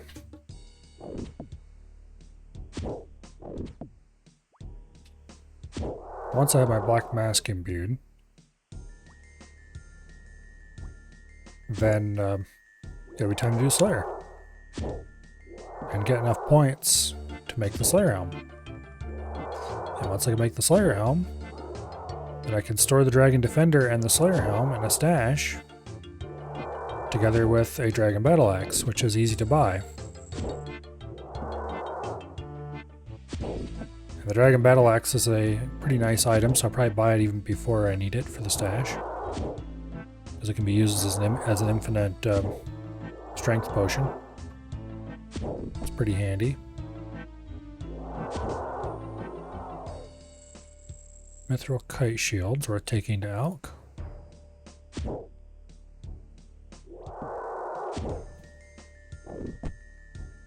Let's go ahead and do that now, actually.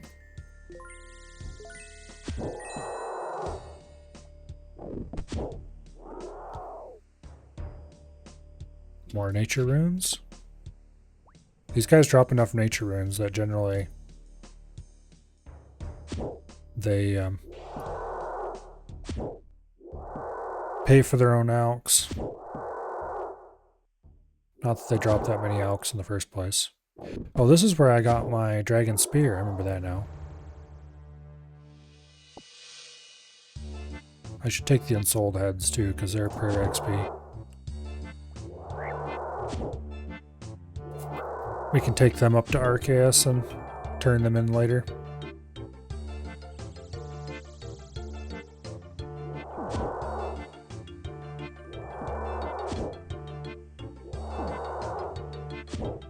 Yeah. The last time I worked on this grind was a very long time ago. It's before the game started.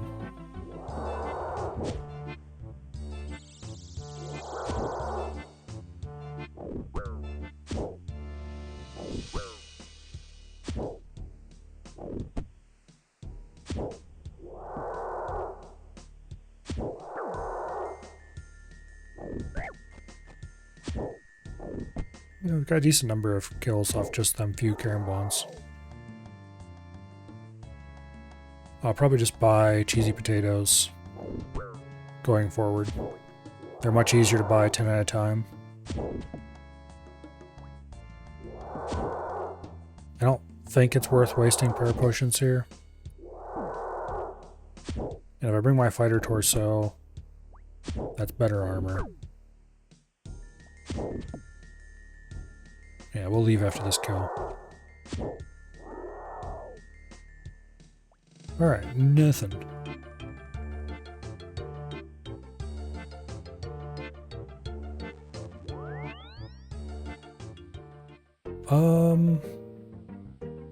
I do have Catentine in here, right?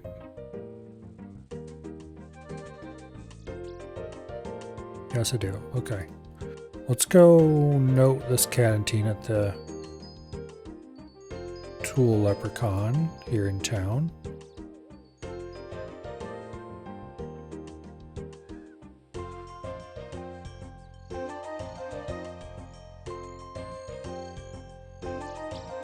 And then we can stop at Ferox and store that. I'm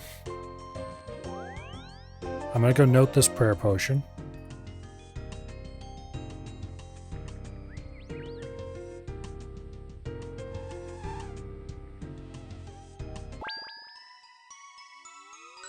first, though, let's go get our fighter torso from the armor cabinet.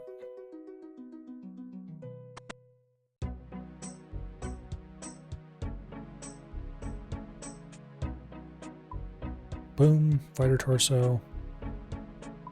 What do the runner boots give you again? They're magic armor. Okay, interesting. Okay.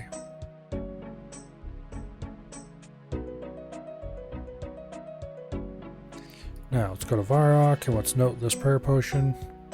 And then we'll go to Ferox and we'll get rid of this Cadentine. And then we'll go to... Damn it, I went to Varrock. I should have went to the Grain Exchange. That's where we're going. Anyway.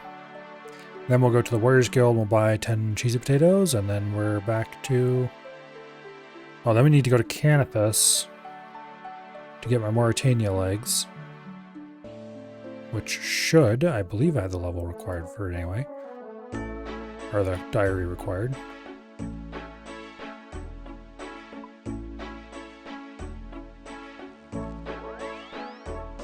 Should act as Ghost Speak Amulet and let us get a vial to get back to Port Phasmatis easier.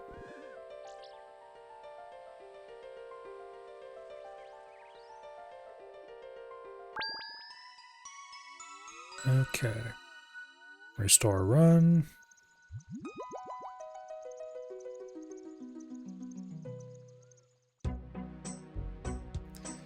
Ferox Enclave. Into the looting bag it goes. Back to the POH.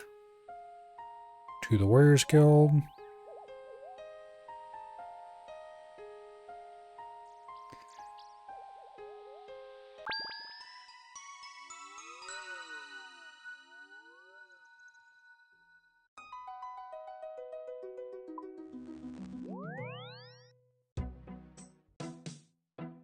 We go talk to the guy down at the far end of the building and buy cheesy potatoes.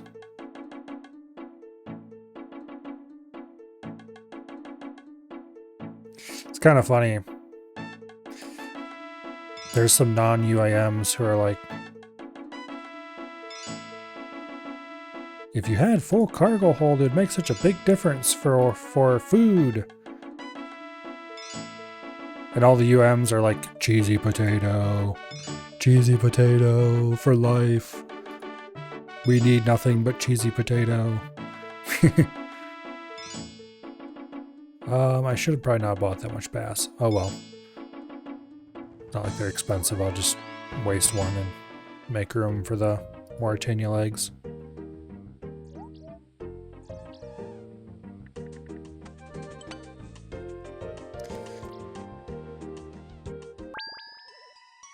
All right.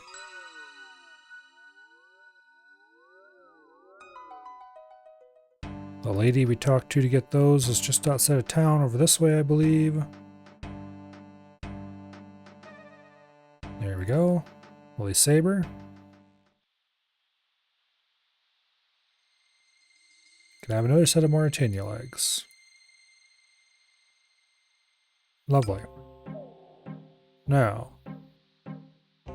let's take this fairy ring to ALQ to save us a bit of running distance.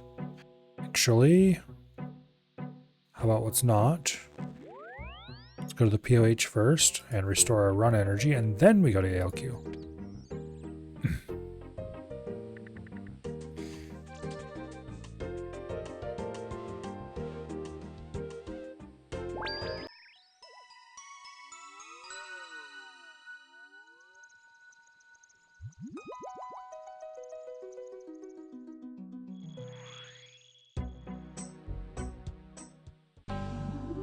All right.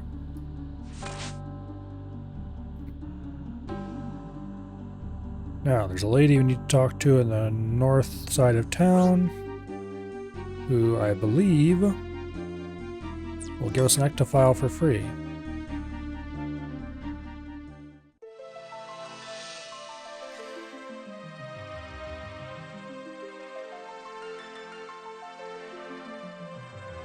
We will have to drop an item to make room for it, but we can pick that item up later.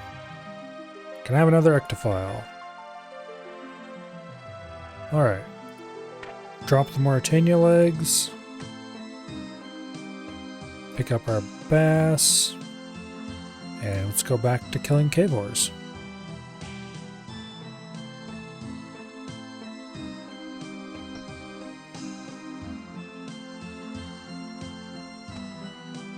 We do get one max hit from wearing the fighter torso. But more importantly, it gives us actually significantly more melee defense.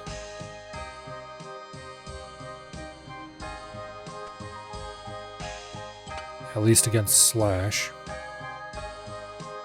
I'm not sure if cave horrors do slash. No, they do magical melee. Ooh. Actually, we might be better off wearing the D-hide then.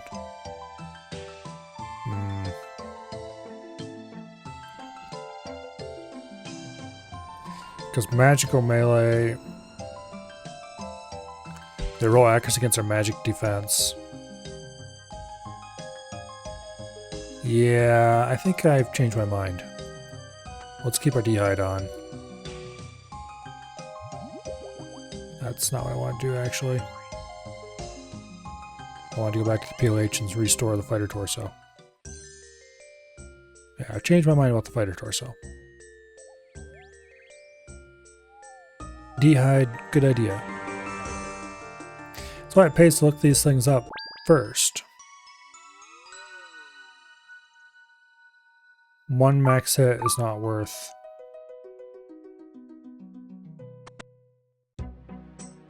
Well, it depends on who you ask. If you ask me, though,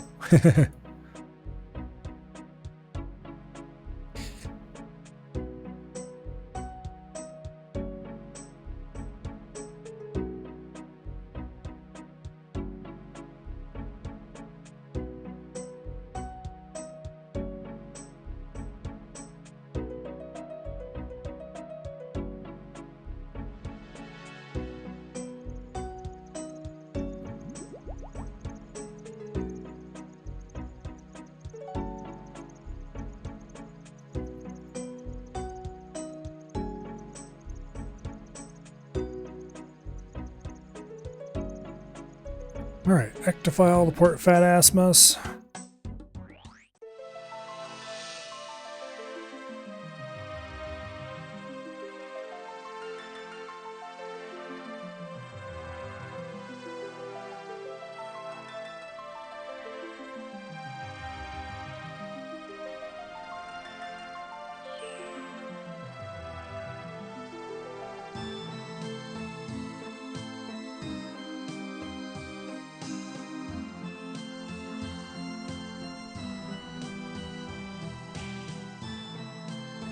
I wish there was a better teleport to the cave, but alas, there's not.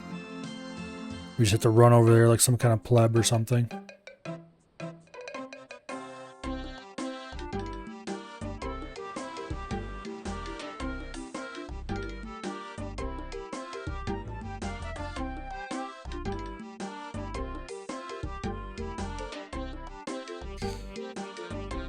So the dragon spear drop was really good. I filled out a stash unit. And more importantly, I was able to use that a bunch of times earlier to set up Hardy Knights for thieving. I could have brought my main in and did it, but I'm probably going to drop membership on the main before long. I never really use the account for anything that I can't do better with one of my other accounts now. I think the main is still technically higher level than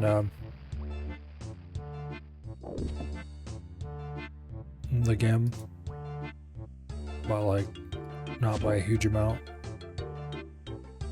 And I think I've done more quests on the GEM now even.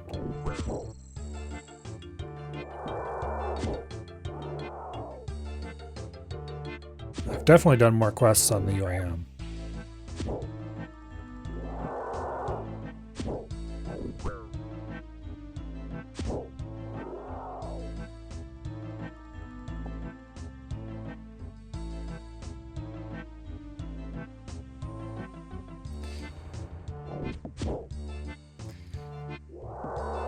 These creatures are so wonky. They're wearing a weird mask. And they just look silly in general.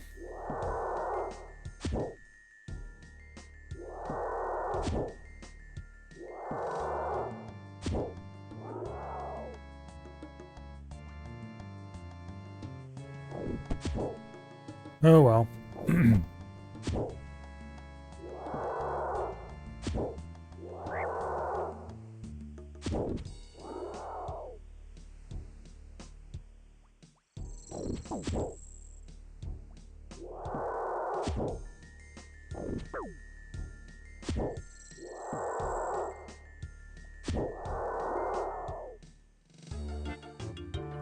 Teak logs.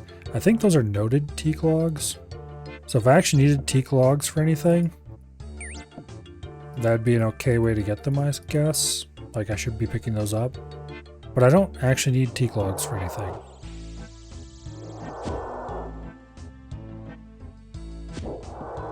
Like I did need them for shipbuilding, but I've finished all the shipbuilding that needs teak.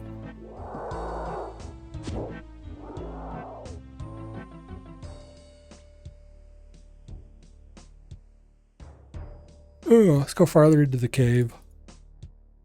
There's somebody else who's fighting them over there by the entrance, and I don't want to be anywhere close to them. There's no point disturbing each other.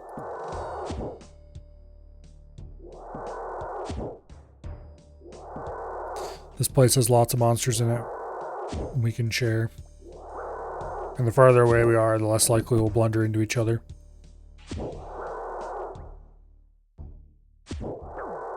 It's not like frost giants, or not giants, frost dragons.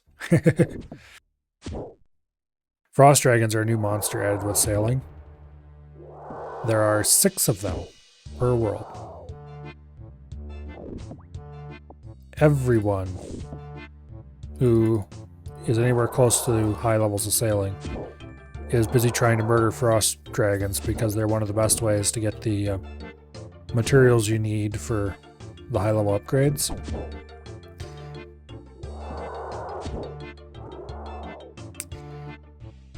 Nope. Qualm seed. We'll put that in the seed box for now.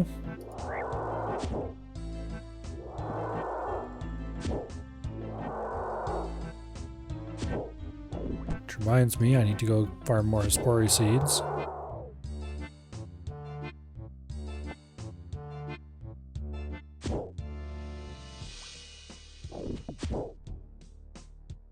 That's a relatively AFK activity that can be done later, though.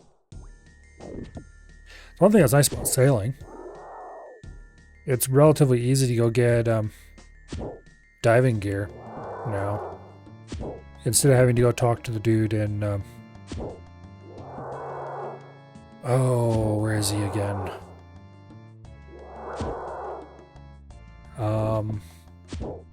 South of Ardy. Port Khazard. You can just go get a set of sailing gear off your boat, wherever your boat is. Not sailing gear, diving gear.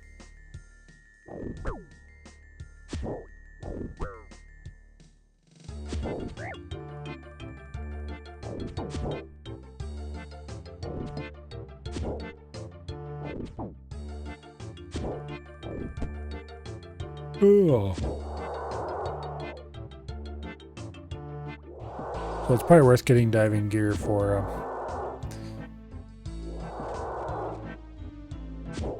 seaweed farming nowadays. Although I guess I will miss the funny dialogue that What's-His-Face always said whenever you went and reclaimed your diving gear. You'd ask him for another set, and he'd give you some lines about how he cleaned the previous user out of them.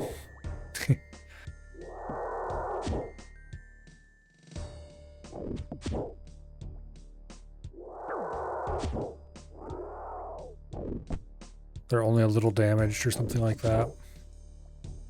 And shouldn't smell too bad. I don't remember exactly how it went.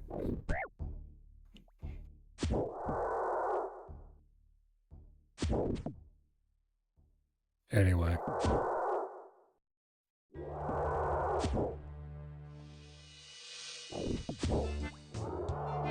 Ugh. There is a new item from sailing that replaces diving gear entirely with a next slot item. Unfortunately, while it is clue item, so it should be stashable eventually. The stash just doesn't exist right now for some reason. They forgot to add that one apparently. And to add insult to injury, for some reason it doesn't work underwater at Fossil Island. It works underwater everywhere else, but not Fossil Island. Which is probably an oversight on somebody's part, which means hopefully they will fix it. But Jagex being Jagex, there's always a chance that they won't. So I'm certainly not going to take the time to farm it out. Not until I can definitely stash it. And I can't stash it yet because I don't have the fletching level to make the other item that has to go into that stash. I need a lot more levels.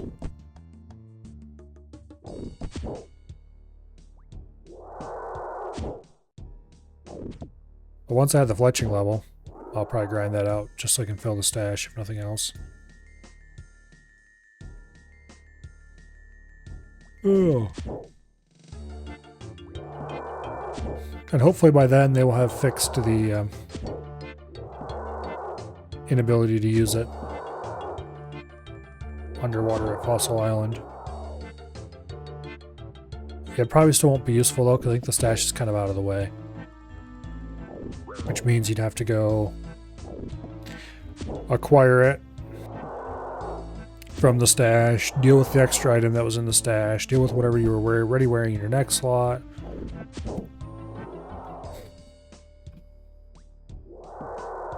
I'm gonna take the potato cactus seed. I might want to plant that in the farming guild.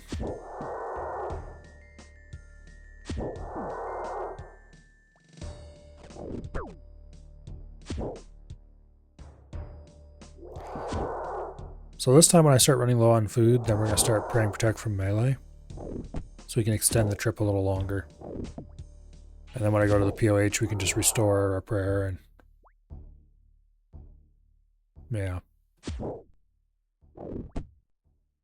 I'm not going to let my HP get low.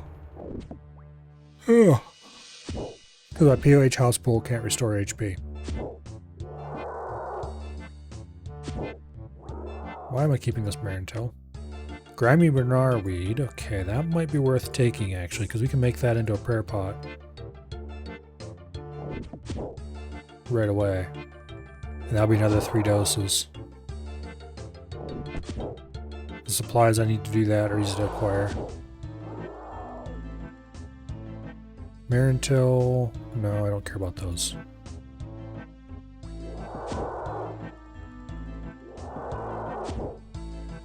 Not right now, anyway.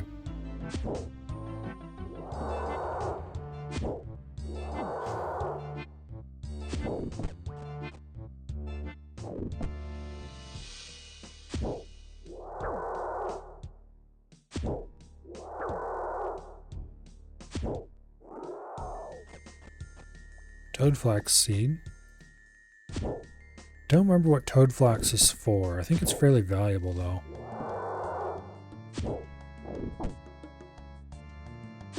It's used to make Antidote Plus and Cerebrews. Okay. Don't mind if I do, then. I'm a long ways off the level to make Cerebrews, but I better start stacking those as soon as I can.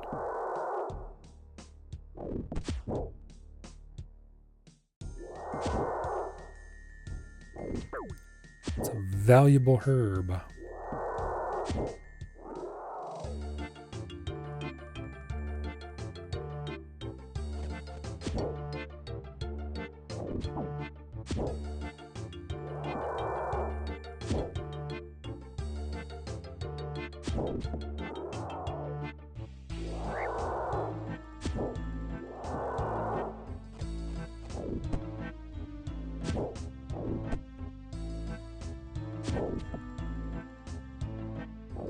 So I'm not sure how far away I am actually from making Cerebrews.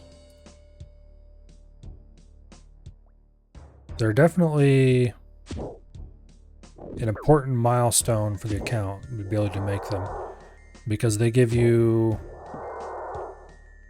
oh, I don't know exactly how many HP it would be, but it's a lot per slot.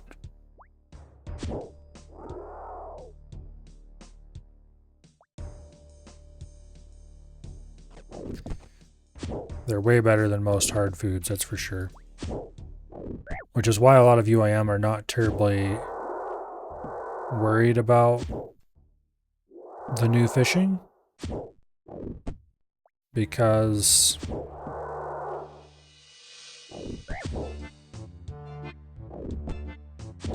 usually inventory is... See, Cerebrews are expensive. So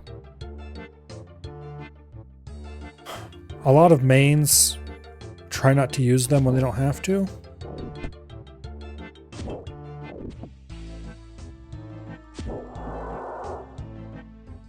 And you're just buying all your food anyway. You can buy high healing hard food and you'll be good for most things. You're not inventory constrained too much. You can just bring a couple of Cerebrews and some hard food and you'll be covered. But for a UIM, you're always inventory constrained. So it's very important that you're always bringing inventory efficient setups. And what's more inventory efficient than Cerebrews for food?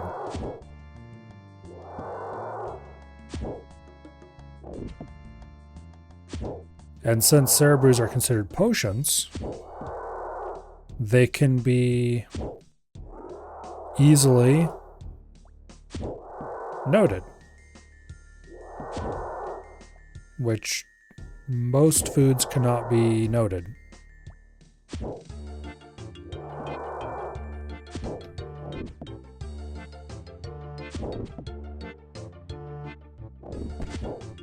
So generally, brews are the preferred way to bring food to high-level content.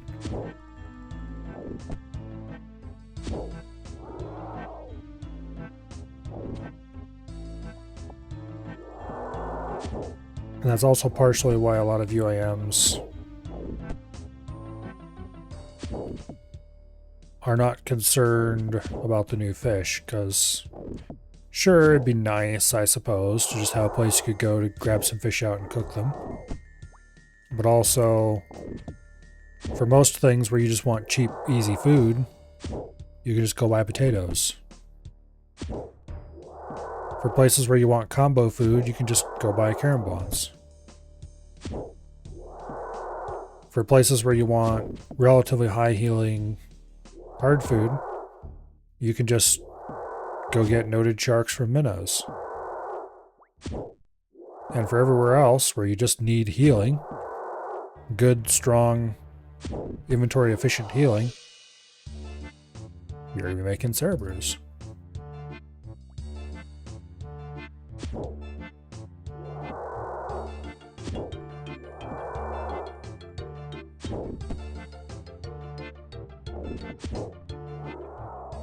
And ideally, you'll have thousands of them.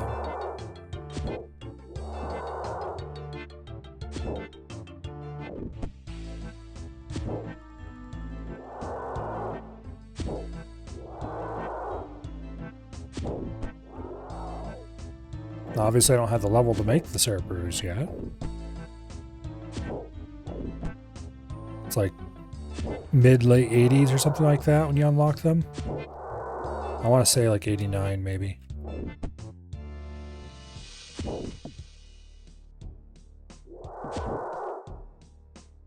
I'll have a look once we get out of here, which is going to be shortly because we're running low on prayer points.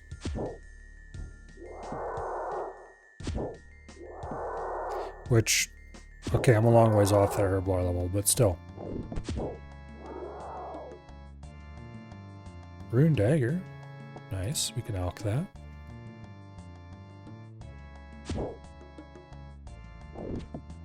We're up to 219. So we're rapidly getting to halfway to rate.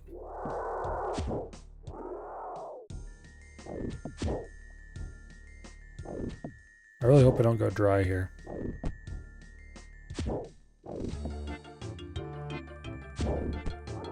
But even if I do, it's not that big of a deal.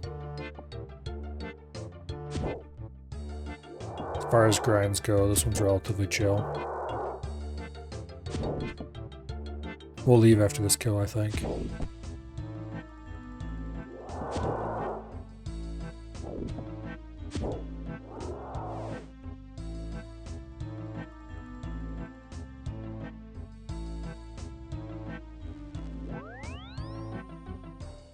Okay, we currently don't have Renar in the looting bag.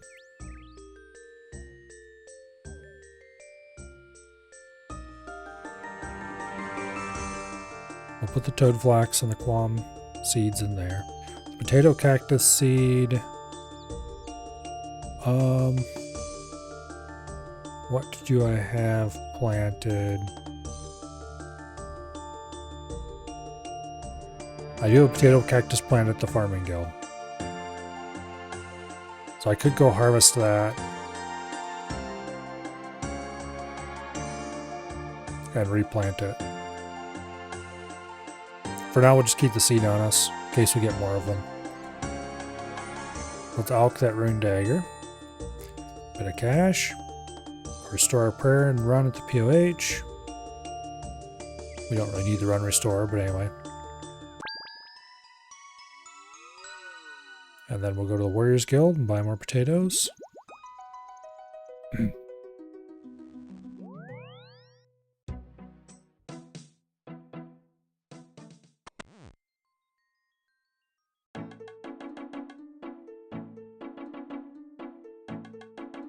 Warriors Guild potatoes forever.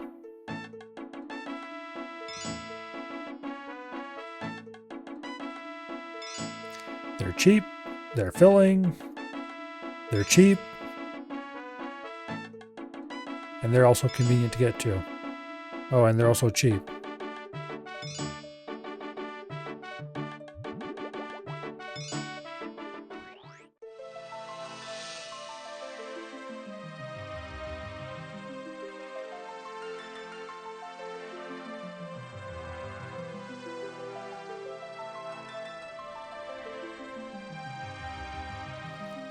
Anyway.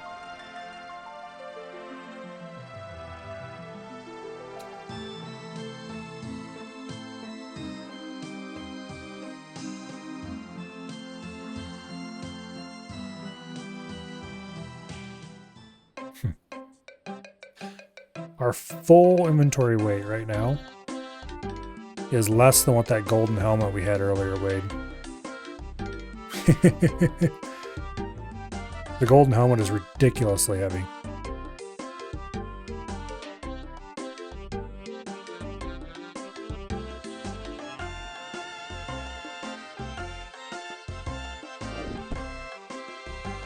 Apparently that griffin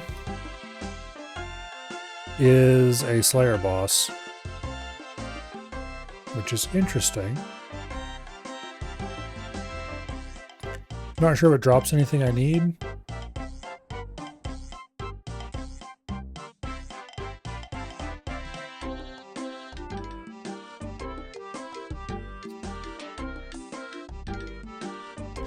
And I'm not sure if the non-quest version is harder than the quest version.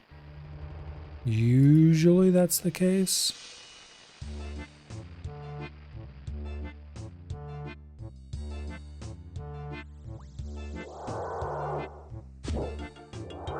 Let's murder this one while our run regenerates.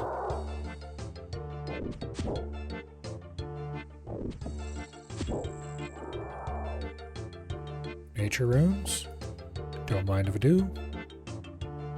I'll never turn down nature runes. I always can need more of those. I use them rather wastefully. Constantly alking things, which admittedly, I never alk things that give me less money than what it costs to buy a nature rune if I needed to buy them. So we are profiting cash every time we alk. And then I also use them for superheating ores sometimes, which is definitely wasteful. But it's just so darned convenient.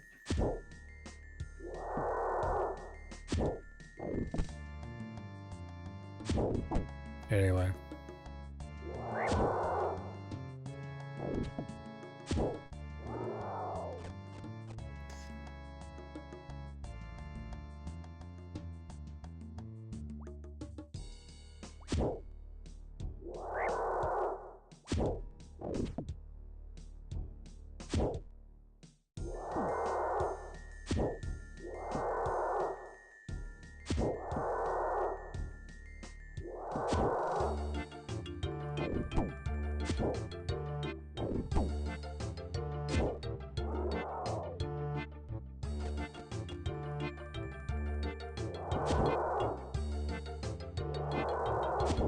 We are using a surprising amount of food.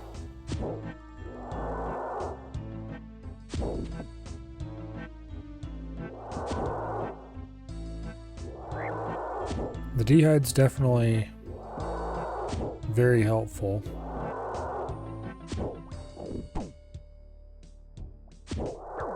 A crystal shield might be a good addition.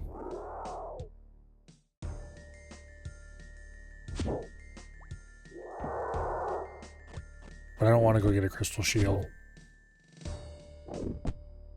I'd have to buy it and buy charges, and the charges would be cheap, relatively speaking. And then I have to figure out what to do with the crystal shield. I'm not wearing it. I think the crystal shield has decent magic defenses. Oops, go away.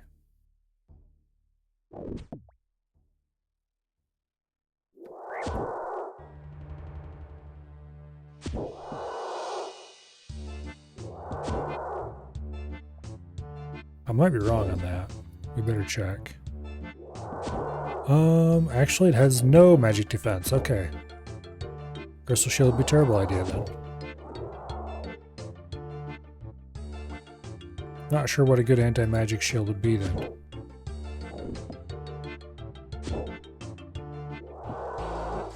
I'm curious what the wiki has to say about cave ores.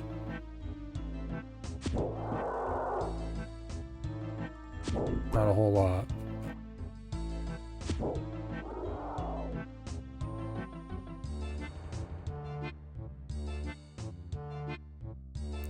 I suggest wearing dehyde, using a whip.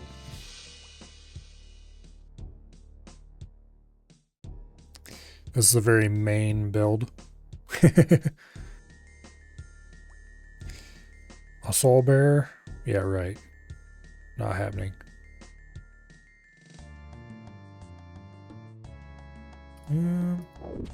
Got another ensouled whorehead.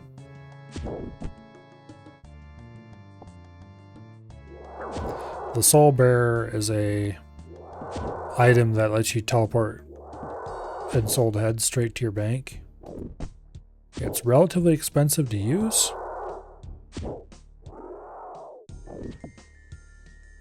And it is very much not worth it for this, if I had to say so myself.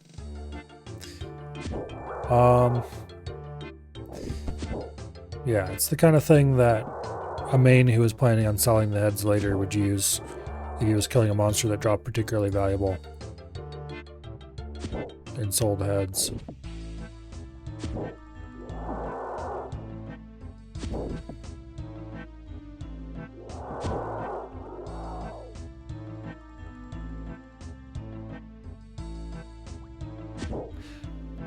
Poison ivy seed. Don't think I need that for anything right now.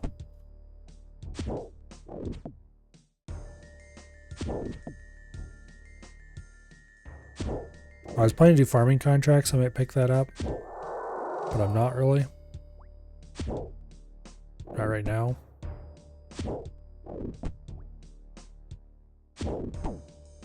My seed box is already full. Now, if I see a jangerberry seed, can these things drop jangerberry seeds? I don't think so.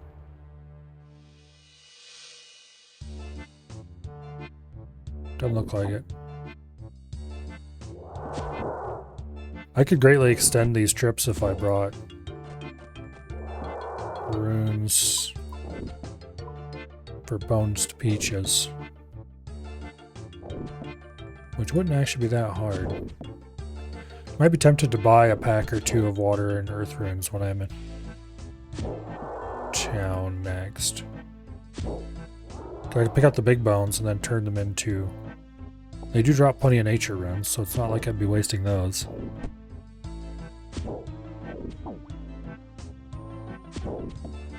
That would allow me to not have to go get food.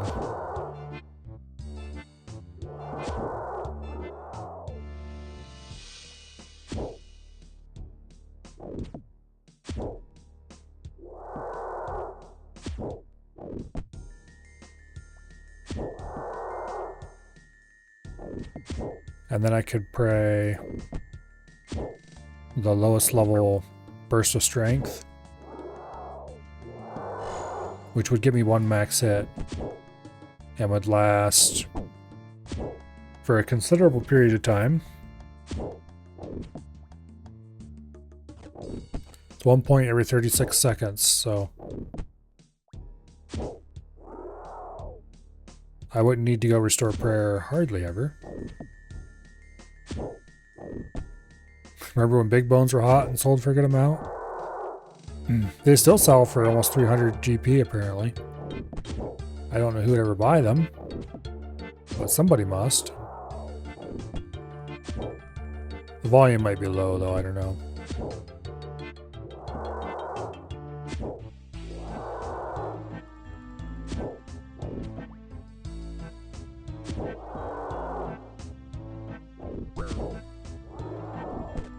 They're only what, 15 XP a pop? We'll take the uncut ruby and cut it next time we go to the POH.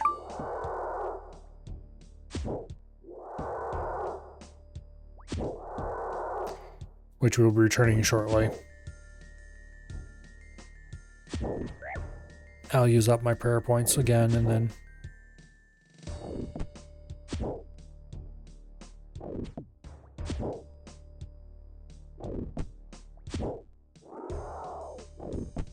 Hmm. 243 kills so far. 160 some of those are pre-existing.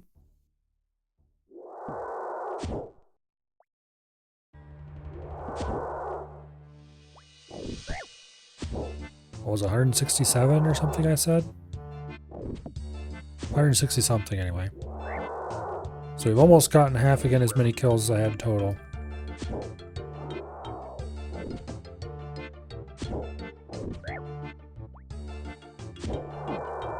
Needless to say, I hadn't killed these things for terribly long before everybody decided that they wanted to do Volcanic Mine and lured me away with promises of dragon picks.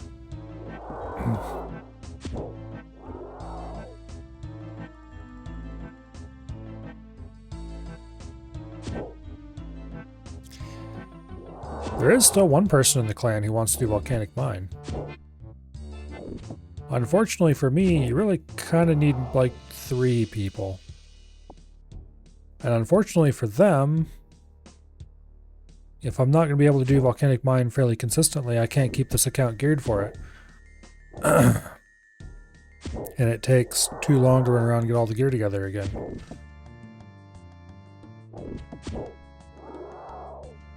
To just do it on a whim.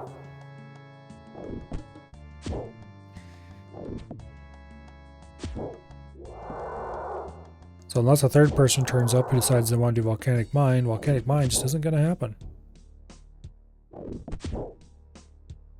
Not on this account, anyway. I could solo Volcanic Mine, but soloing it is ass. It's so boring. And I don't need the dragon pick that badly. Matter of fact, in some ways, I'd rather not have the dragon pick yet and get it later when I have Beneath Cursed Sands finished, so I can actually store the thing.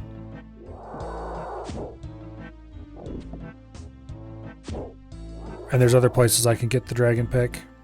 I will need to go kill Calphite Queen a bunch of times to get the head for the Desert Diary. And she has a chance to drop it. So I might just get it there. If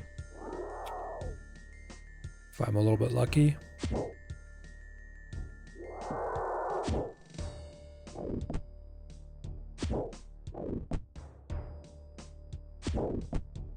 Assuming I go on rate for the head, I think it'd get halfway to rate for the pickaxe or something.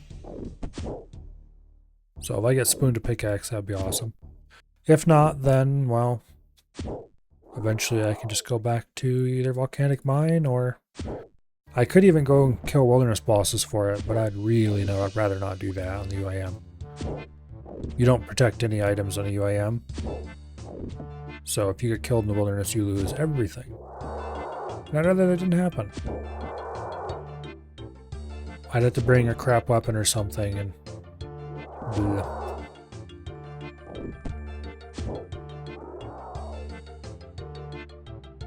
I definitely have to death pile for it. Yeah.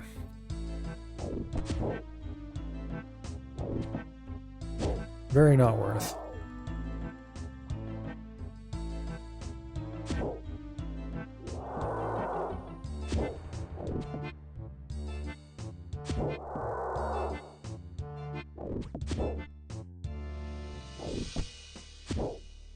Alright, it's going to be time to leave soon.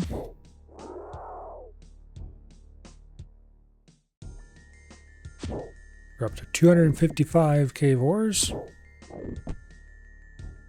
So this one we're killing right now should be exactly halfway to rate. Boom. Alright, halfway to the drop rate. 512 drop rate is, of course.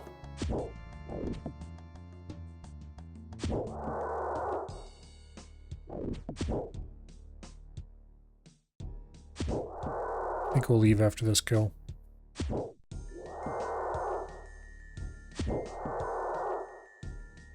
And then I'll buy some runes for Bones to Peaches so we can stay longer.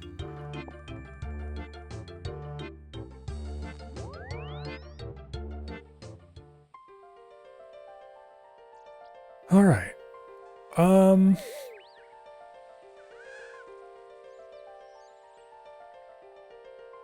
Let's restore... Actually, wait. Let me think. Okay. Let's restore our prayer and run. Let's grab a chisel, cut that ruby. And then we will go to the north of Priff.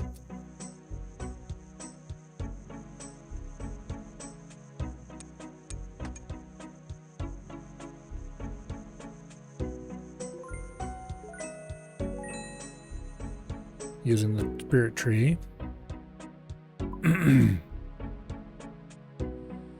And right over here is a herb shop where we can buy a vial of water. And then from there,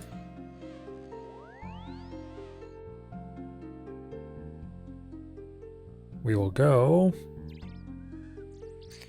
to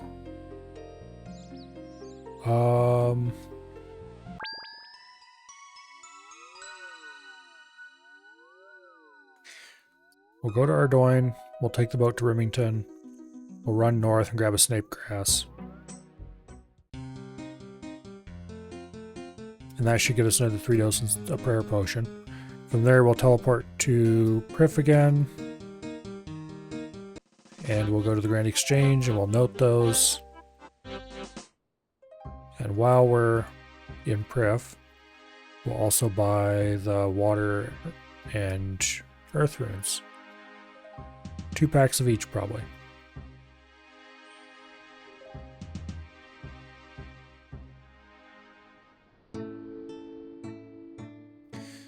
This is not a particularly good place to pick up snape grass. There are much better ones. But it's a good enough place to get just 1. Or 2 or 3. If you want a lot of them, then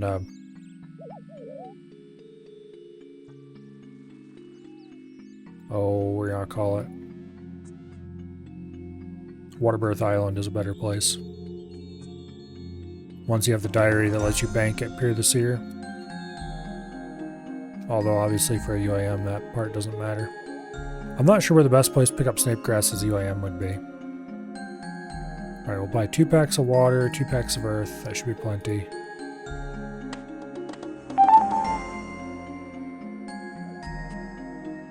Alright.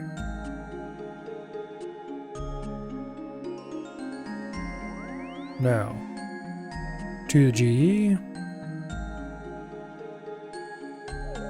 AKA that place where you do Herblore, where you want to when you want to keep the potions.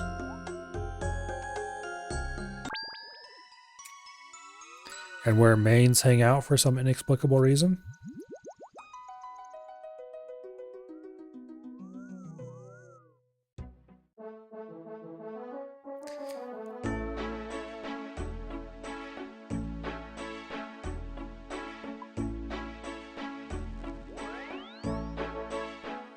Okay. Now to the Warriors Guild to buy food, and then off we go back to... where I'll call it.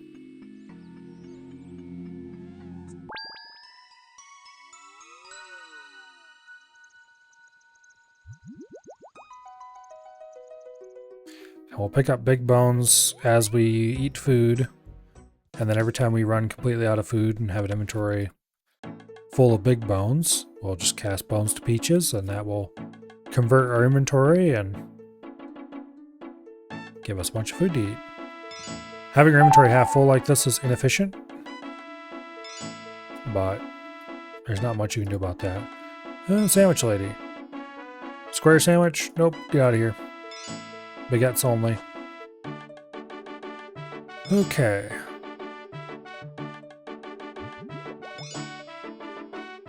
Off to Port Fat Asmus.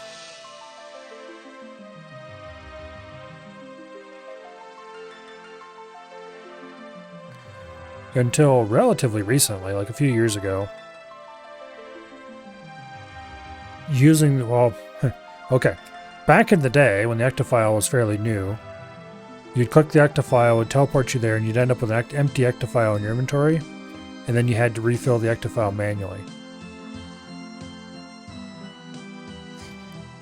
And then sometime after that, not terribly long, they changed it so that you'd automatically fill the Ectofile.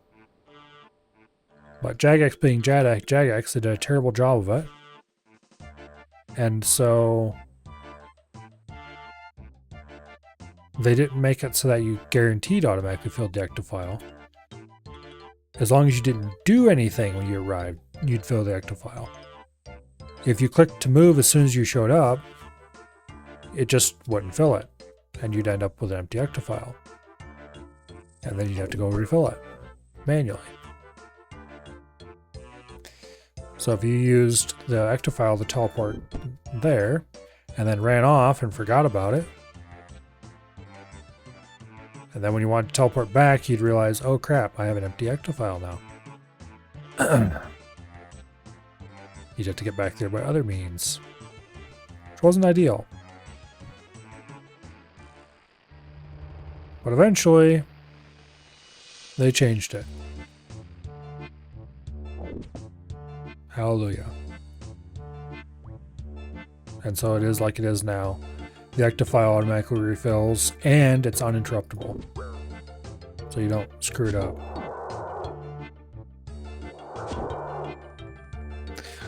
I don't remember exactly when it was changed to be uninterruptible.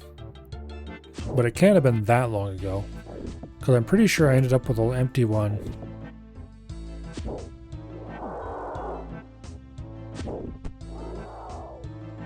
$2019 is when it was changed, yeah.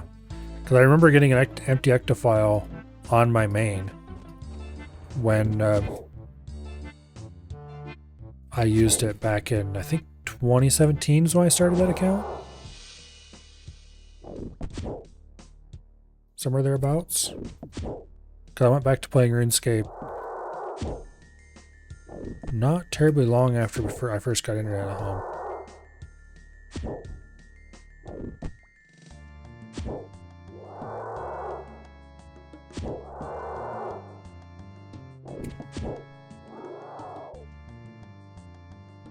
And I distinctly remember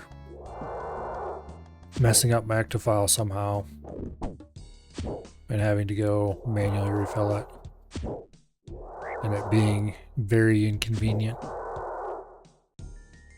Which is why when I came back again a few years ago, I wasn't overly excited about the ectofile until I realized I couldn't interrupt it again. And I was like, ah, this is pretty nice now. I should have done that a long time ago.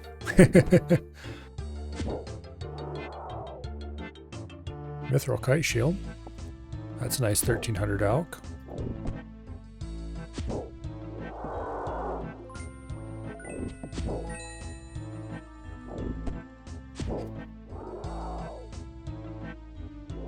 Belladonna seed. No, I don't need that.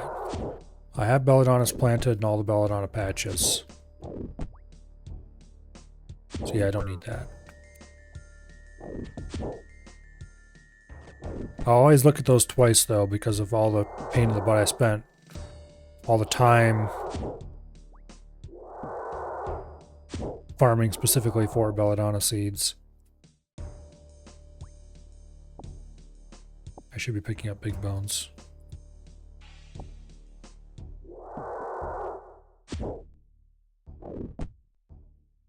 Anyway, all the time I spent collecting belladonna seeds so I could do the Sarin fight.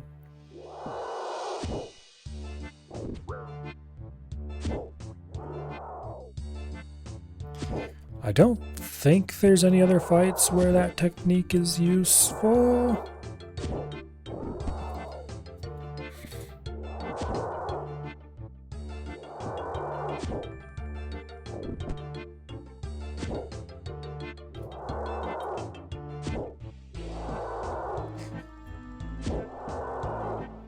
But anyway, just in case I have both belladonna patches planted. Snapdragon seed. Don't mind if I do. Apparently that's moderately expensive. What in the world would this be worth almost 60k for? Okay, Snapdragon, what are you used for? Super restores, okay, that makes sense. Yeah, super restores are valuable.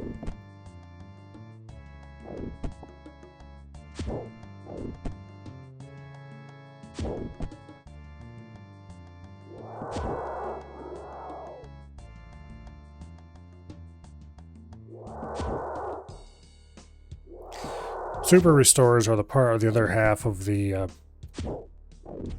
Cerebrew equation. Like I mentioned earlier, Cerebrews are extremely valuable for UIM food, for everyone else's food for that matter, but extra valuable for UIMs because of their inventory requirements. But Cerebrews have the downside that they reduce your stats whenever you drink them. Your combat stats.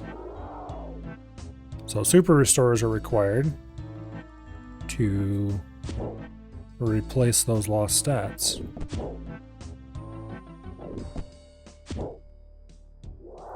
And also super restores act as a prayer potion, so they're just kind of a general purpose all-in-one drink these to stay topped up kind of potion.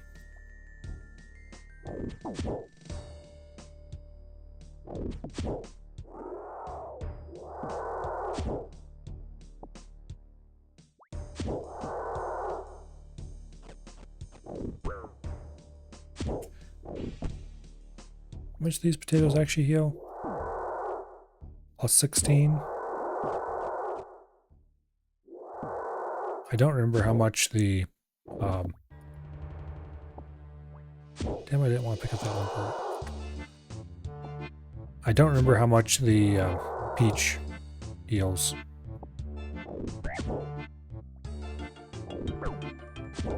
Guess we'll find out in a bit. The inventory's getting pretty cramped.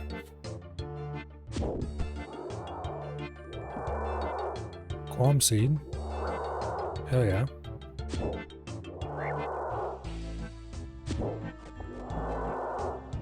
That can go in the seed box.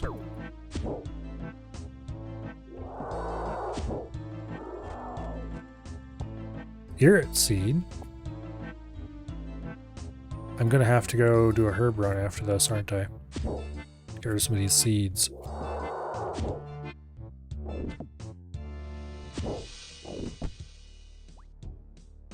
Not like immediately, but like after the session.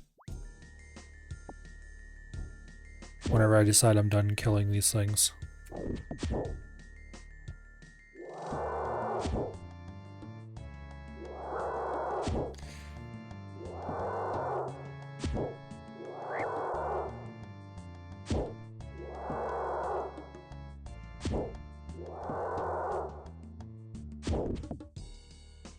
Come on, hurry up and die.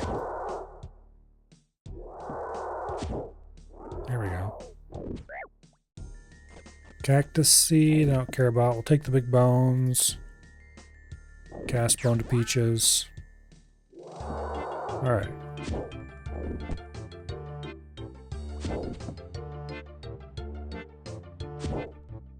So eventually I'm going to want to make bones to peaches tablets.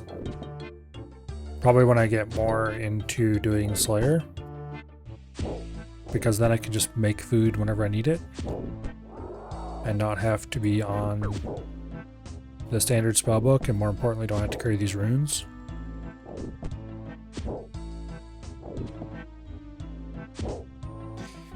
If I can get a bunch of mud runes, then I could put the death runes in my looting bag and put mud runes in the rune pouch.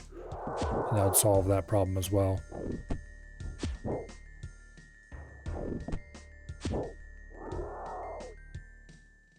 But then I would need to be on the standard spellbook.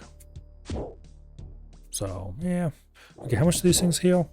8. Okay, so they're half as good as the, what are columns? As the potatoes. So we're going to be chewing through a lot of these.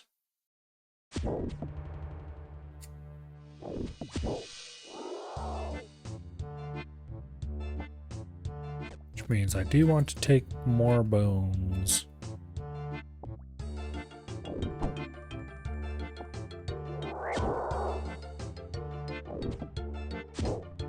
was hoping it was a little bit more innate, but I guess. Nature roots, more bones.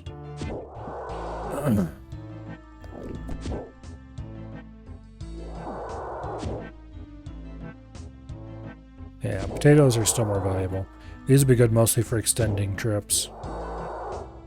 Like what we're doing right now.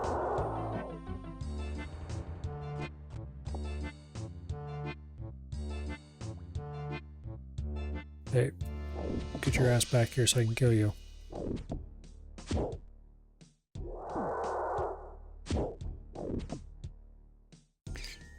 How many nature runes does this require? 2? Okay, that's not too bad. It's still vastly more expensive than buying potatoes, but I don't have to teleport out and back, and yeah. Saves time. Lose money, save time.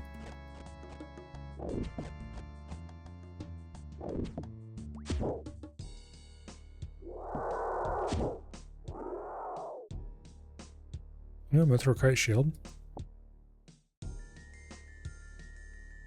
Let's alch that immediately.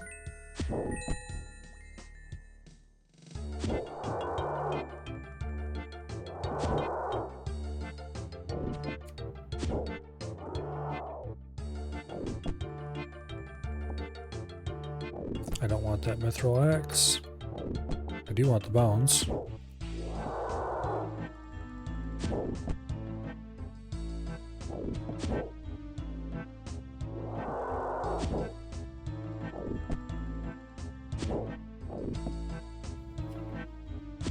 What's my defense level? 70? We should probably train defense up too.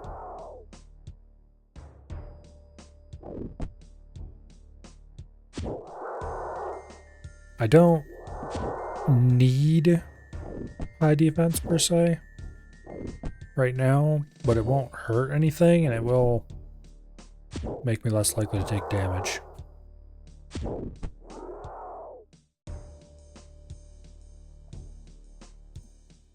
Which is a good thing, in case it wasn't obvious.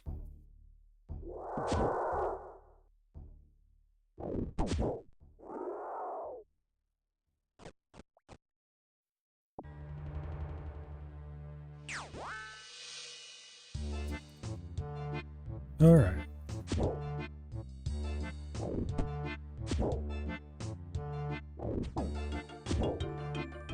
So, bones to bananas, probably the singular most worthless spell in the game. I can think of like one use for it, and that'd be if I wanted to do an Apatola teleport and didn't have the banana on me.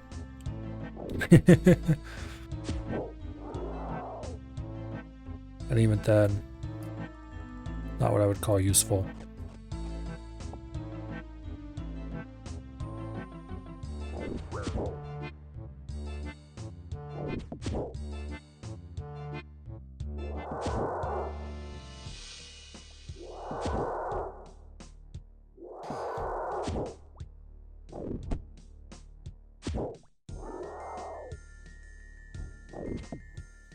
Okay, come on, you bastards. I'd be very grateful if one of you forked over your mask. I'm not dry yet. Not for a few hundred more kills. But I'd like to keep it that way.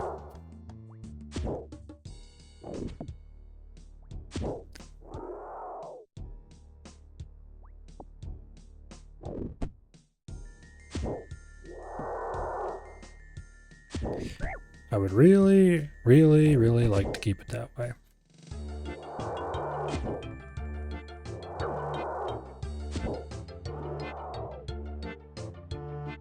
Another grimy Renar.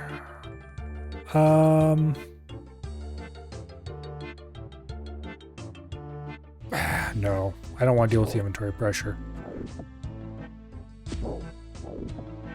I should pick it up and make it into a prayer potion, but we got a Renar seed. That's a different story. We'll definitely pick that up. A single Renar. I should, but I won't.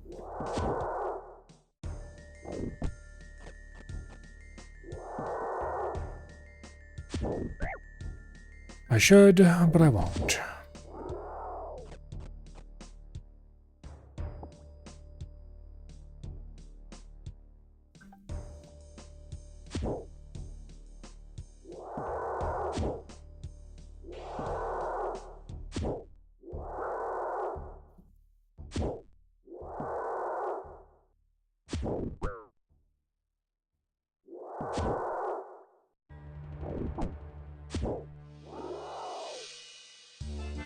A qualm seed.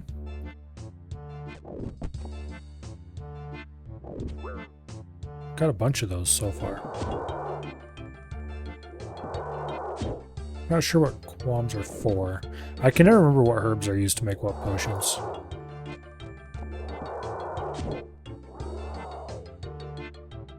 Adamant Full Helm. That's a decent elk.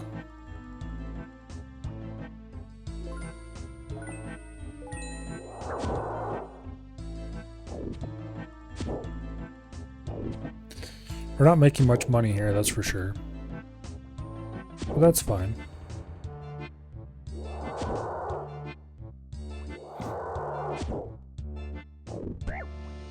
We're not here for money, really. We're here for gear. This bastard's taking all my health.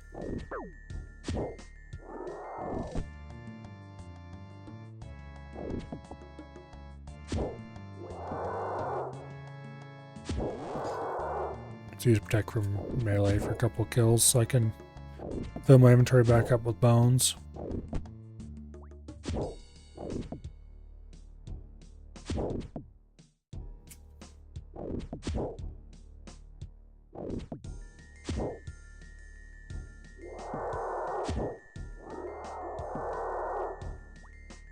Another Renar.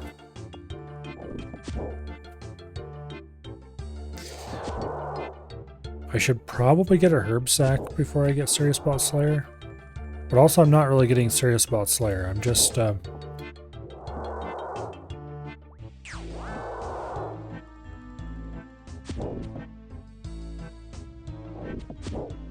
just going to do enough boosting to get a Slayer helmet. And the reason I want the Slayer helmet is so that I can store the Dragon Defender more than anything else.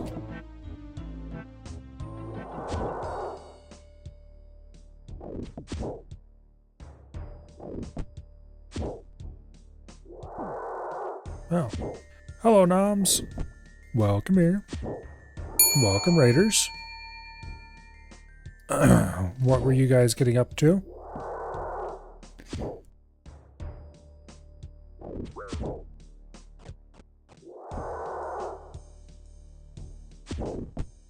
Up to anything exciting? Getting destroyed in Tarkov? Rip. Damn, I don't want to pick that up. I wanted to pick up the thing underneath it. There we go.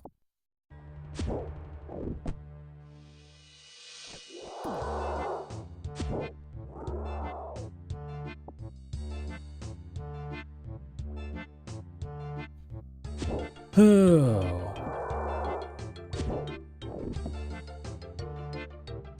I'm just murdering cave ores. Past 300 KC. A little under half of that today.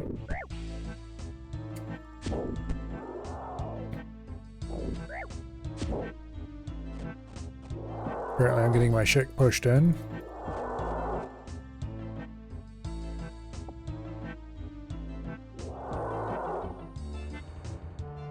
Okay, that was a lot of damage for no particular reason.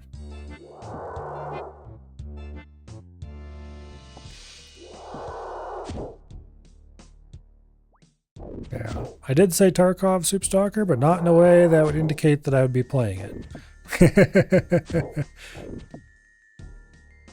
That, I don't know, the PvE might be fun actually, now that they have that. I have less than zero interest in playing the PvP, that's for sure. You could not pay me, well, okay, no, I shouldn't say that. You could pay me, but you'd have to pay me an awful lot to play an extraction shooter.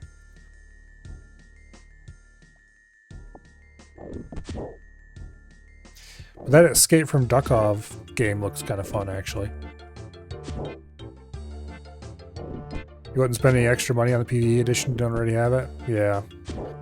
I'm not buying Tarkov.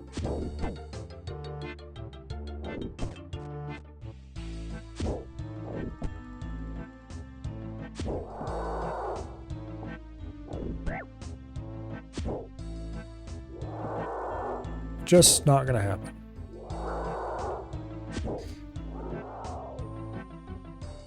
You didn't spend any money? Well, you did have to buy the PvP one, though.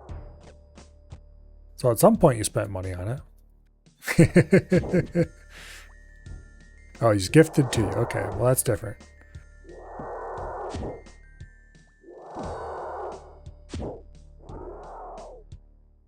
Then you just ask them what's wrong with them.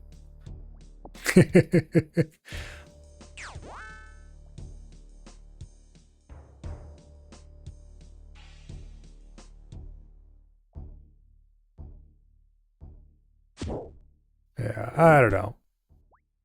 Extraction shooters are definitely on the list of games that are not the kind of games I would play.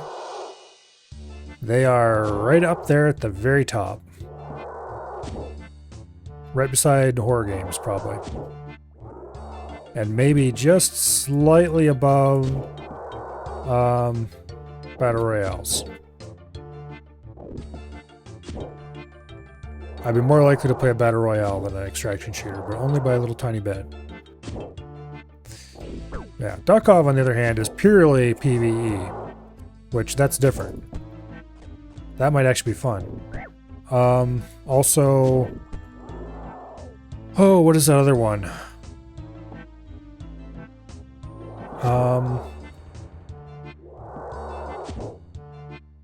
Zero Seaver?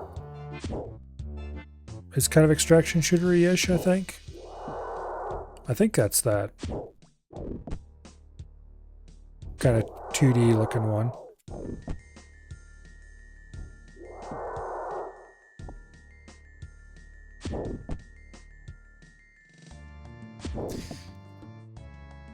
Looks like it wants to be Stalker.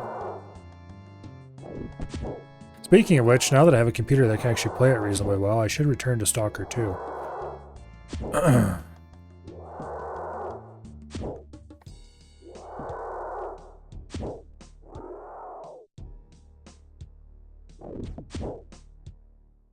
It looks like I bought my computer at exactly the right moment. Because I got it just before the RAM started going insane.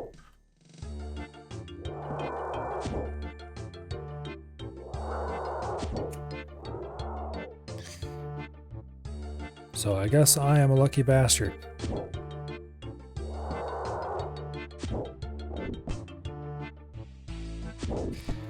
Thing is, I didn't even necessarily buy the new computer because I wanted a more powerful one. I mean, I certainly wasn't going to say no to a more powerful one. After all, I did put a 5090 in this thing. But that's not why I bought it. I wanted to have a dual PC set up so that I could have my games on one machine, everything else on another. So I could stop dual booting all the time.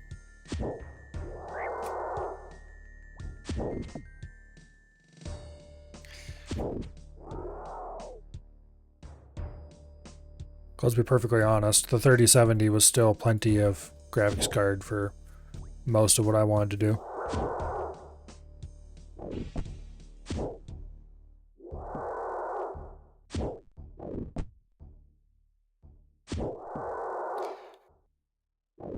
It is really nice to have the 5090 though.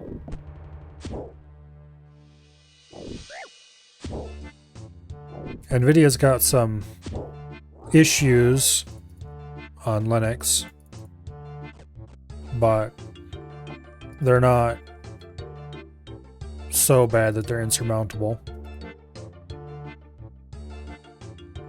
They're mostly just weird stutter sometimes and stuff like that.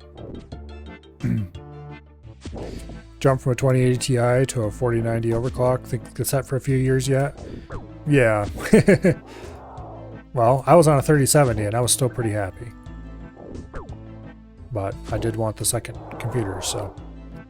And if I'm building the second computer, I'm doing it right, damn it. I could have just swapped the graphics card out of this one into the new one, but... yeah, I didn't. Instead, I spent way too much money on it. But hey, at least I got it before the RAM prices went nuts.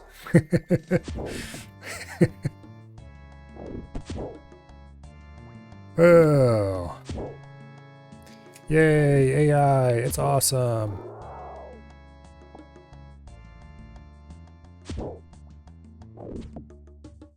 Although you can't blame RAM prices entirely on AI. The RAM companies have... There's exactly 3 fabs that make RAM. Modern stuff anyway. And they've been price fixing for years. Oh well. RAM prices got me like maybe I should pull out some of my 64 gig and sell some of it. I only put 32 in the new computer. So the old computer's got 64, but that's all DDR4 RAM, and it's not even... I don't know, it's not fast, but it's definitely not slow RAM either, I guess. I got pretty decent mid-high-ish range RAM in there, but not like the fastest of the fast. Although DDR4 is pretty expensive now too, now that they've discontinued it. The RAM companies are not going to let you just go buy DDR4 instead. Pretty much as soon as the prices started rising, they announced they're discontinuing a bunch of different, well, pretty much all DDR4 production.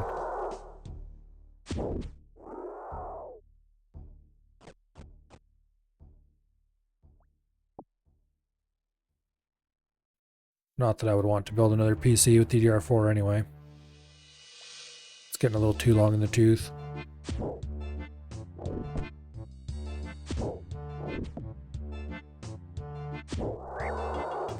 I like the theory that that's why Valve hasn't announced the Steam Deck price, though. Not Steam Deck, Steam Machine price. Because they're hoping RAM prices go down and they can announce it being cheaper. It's a pretty good theory. Because right now the prices are so insane that it's probably most of their price is going to end up being the RAM.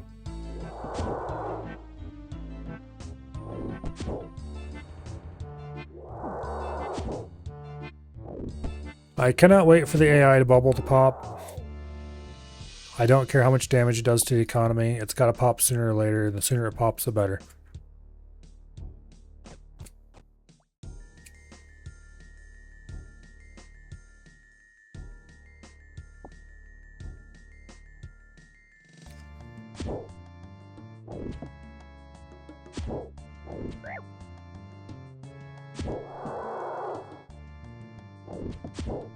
Oh well.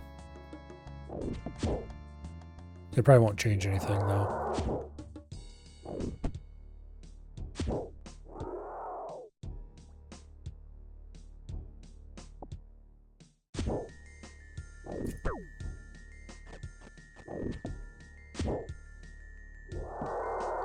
We're at 326 cave wars already. The drop's a 1 in 512.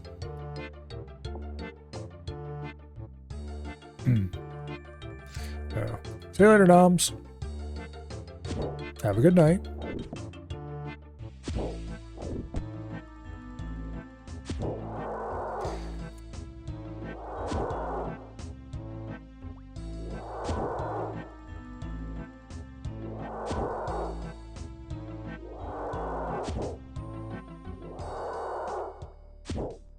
I'd really like to get this drop tonight, because that would be cool.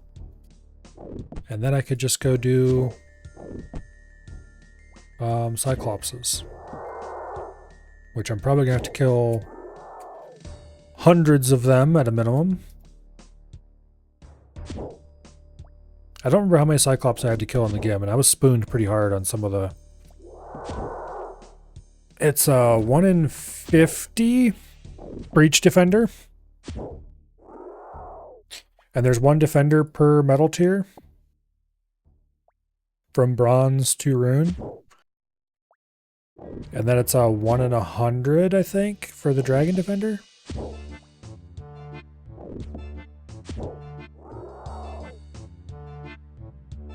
So you have bronze defender, iron defender, steel defender, black defender, mithril defender, adamant defender, and then rune defender. So each of those is a 1 in 50. Sequentially.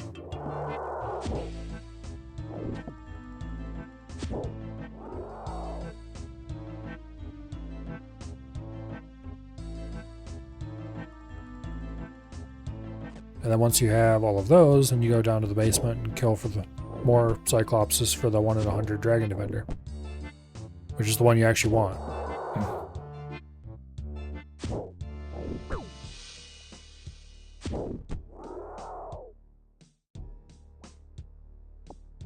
Let's face it, nobody really cares about the Rune Defender. It's like a very niche use for it. There is a clue item you can get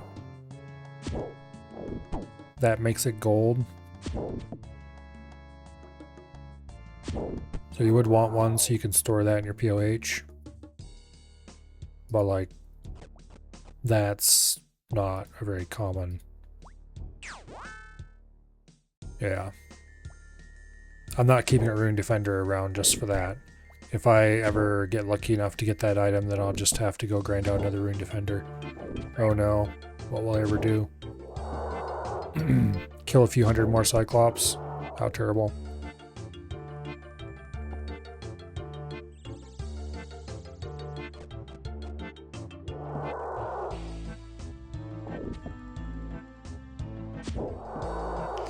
But anyway.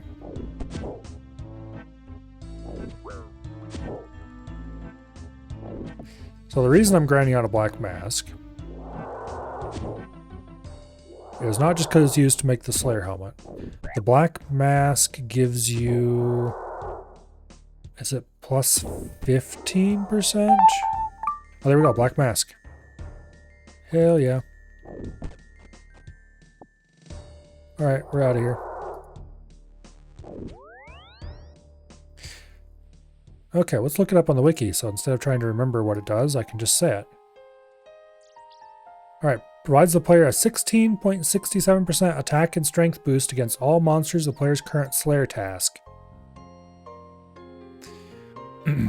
So any monster where you're on task, you get a sizable bonus against them.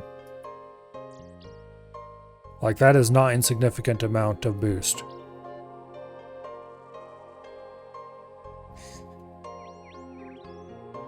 And then you can imbue it into the Black Mask Eye, which provides a 15% ranged and magic accuracy and damage boost in addition to the melee boosts, which is very handy.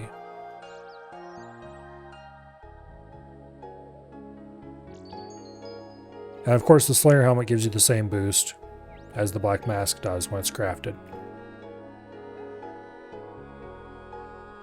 So the Black Mask is insanely helpful. For now though, I'm going to go put it in the looting bag because we need to go get defenders first. Also, I kind of want to put these Irrit seeds away. These Iasaur seeds are not terribly valuable or useful. I'm going to withdraw them. And then I'm going to put these Irrit seeds in the seed box. Let's bury that big bone. Let's drop these runes. Let's go deal with these ensouled heads. Let's see.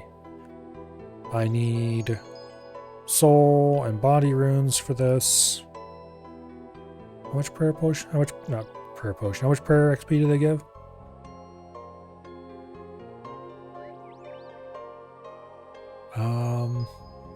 Should say somewhere.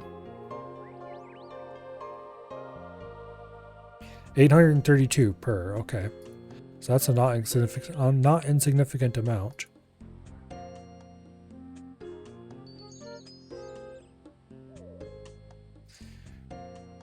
Okay, the Snapdragon seed can go get planted somewhere. The potato cactus seed can go get planted.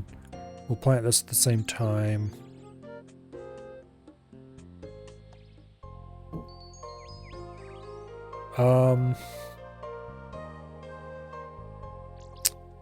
Let me think. What do we do first? First, I think we're going to go to Arceus and we're going to get rid of these ensouled heads.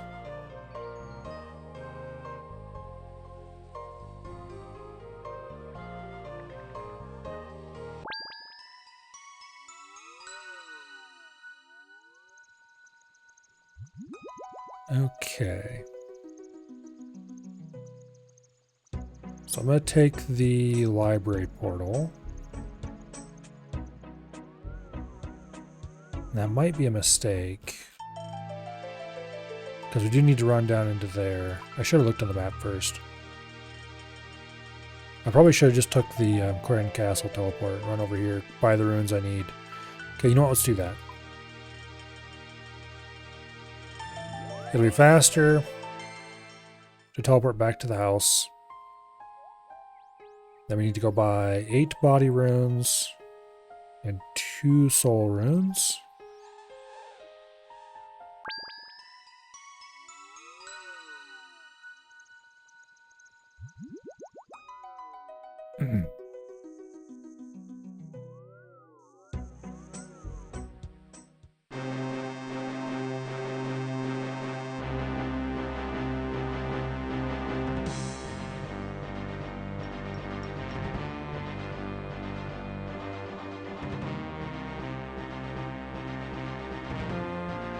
So the black mask is going to help quite a bit when we're doing Slayer later. Once I have the defender. Because once I have the defender, the next thing on the list is to do Slayer until I have the points I need to buy the ability to make the helmet. And then some beyond that yet to buy a few other things. But the helmet is the main thing we need. Okay. 2 soul runes. 8 body runes. I already have the other runes on me. It'll be faster to teleport to house and take the library portal than it will be to run over there.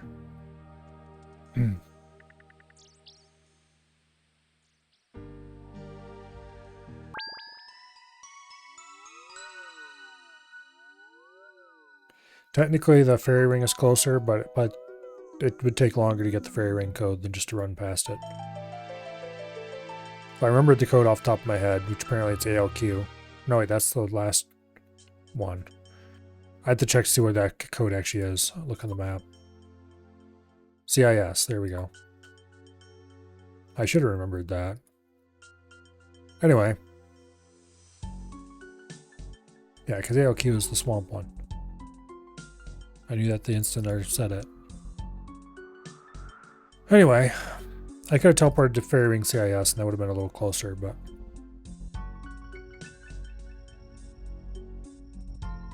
Alright. Adept Reanimation. Should be the right one.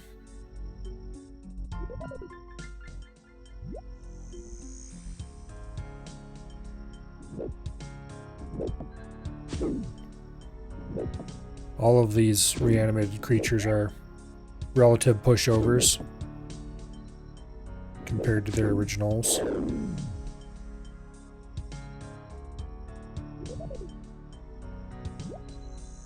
They've got low health and such like. Then you beat the shit out of them and you get a big chunk of prayer XP. It's very nice.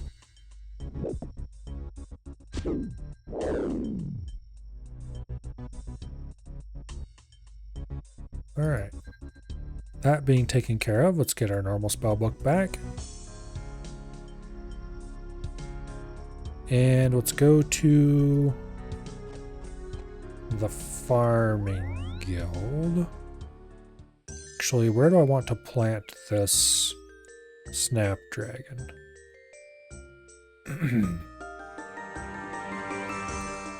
Somewhere... Catherby, because it has an Irrit. And I do have Irrits in the bag. So that's probably a good spot for this. So I can just put those straight in the bag and not have to worry about it. So, Catherby.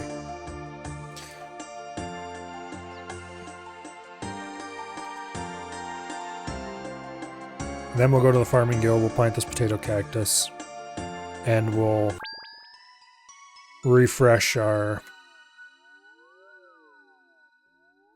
special plot and drop the last Azure seed. Or however the hell those are actually supposed to be pronounced. These things take multiple days to grow, and while they're growing, everything has less disease. Which is nice, but ultimately shouldn't be required. Which is why I'm going to get rid of the last seed. Let's get a spade. And secateurs.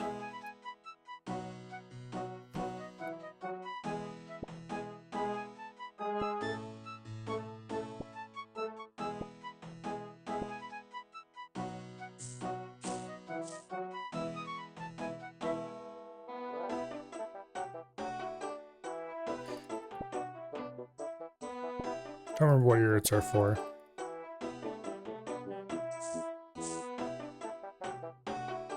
I could easily look them up though. Irrits are used to make, is it super strength? Nope, super attack, okay. I think it's qualm for super. You know what, I probably shouldn't just say anything because my memory on this stuff is absolute trash, so whatever I say is going to be wrong.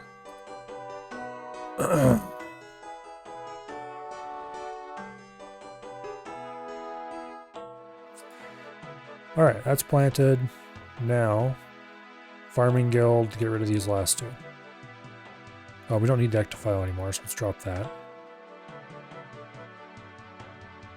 Same with Witchwood Icon, we don't need that anymore.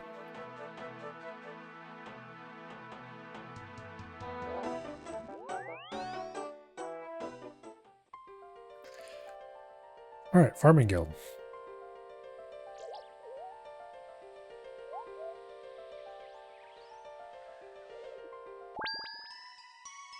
I think I'm going to put the black... I don't know. We'll see. I might put the black mask in the looting bag for now. But I don't really need that much inventory space for doing Cyclopses. So it won't hurt to keep it out. And then I won't need Death Pile to get it back out when I'm done with the Cyclopses. Anyway, Farming Guild.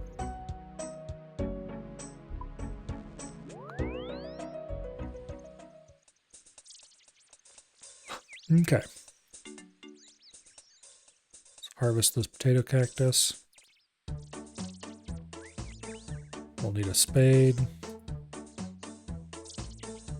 I don't think you actually need a spade to harvest it, but you do for clearing the patch when you're done harvesting.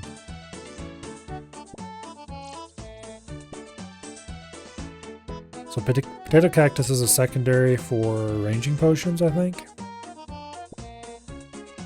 But I don't care to make those right now. Probably should, but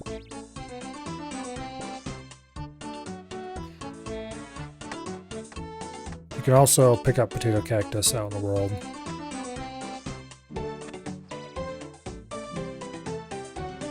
Oh, I should have brought a ultra compost.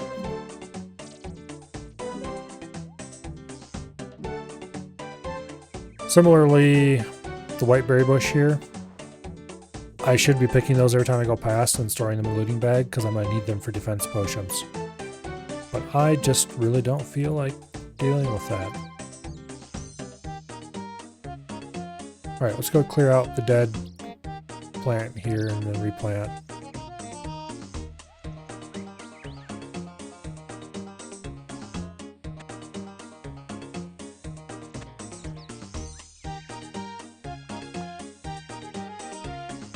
Alright, this grows for a certain amount of time and then dies. It doesn't get diseased or anything, so we don't need to worry about composting it. Alright, now we just need to go store these irrits in the looting bag. I should get rid of that Sailor's Amulet now. What is the drop rate in this thing? Rarity unknown. Okay, well that's nice. Knowing my luck, it's probably insanely rare or something.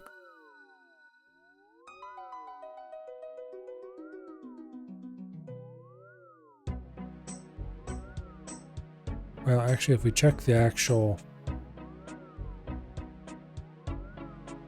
Okay, plundered salvage. Nope, it is on listed as unknown here. I might have got mega spooned it, which makes me more inclined to not drop it, but also You can't really think that way as a UAM. It's like, am I going to use this anytime in the near future? No? Okay, well I gotta get rid of it then. You can't keep things around just because they're rare. Sometimes you can.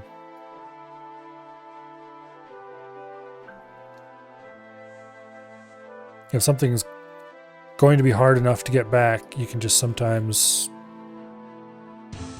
deal with the consequences of keeping it. But, like, this thing's uses are so niche. Teleports to a couple sailing-related places. The Pandemonium, I can just teleport to Sarum using one of the available methods. Take the boat there for 30 coins. Not that big of a deal. Port Roberts, I can sail out there from the relatively nearby Civitas docks. Also, not that far away from the, what do you gotta call it?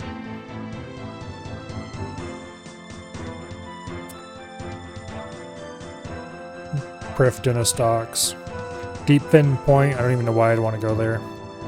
There's probably something there that's nice to have, I guess, but... yeah, I don't know. Those teleports aren't that valuable.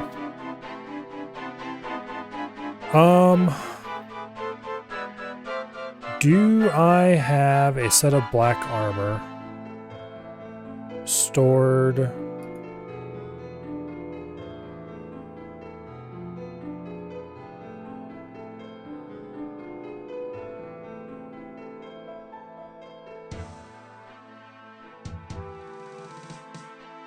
Not sure if this plugin tracks it anyway.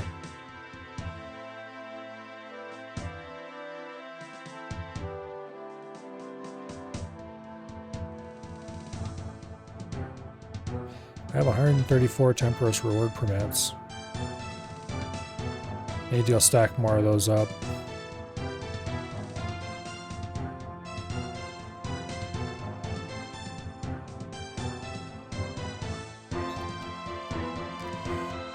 Yeah. I don't think this tracks whether or not I have armor stored at.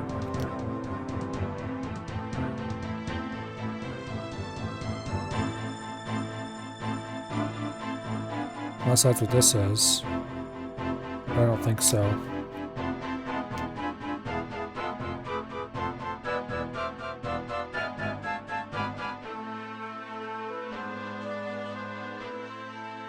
Yeah, okay. I'm gonna go check anyway because I don't want to waste money just in case.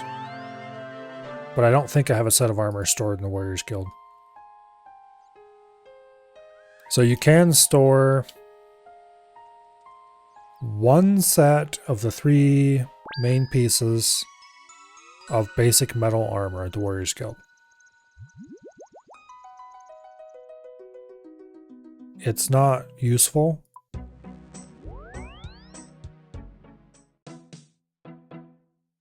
Most of the time. But it is very useful for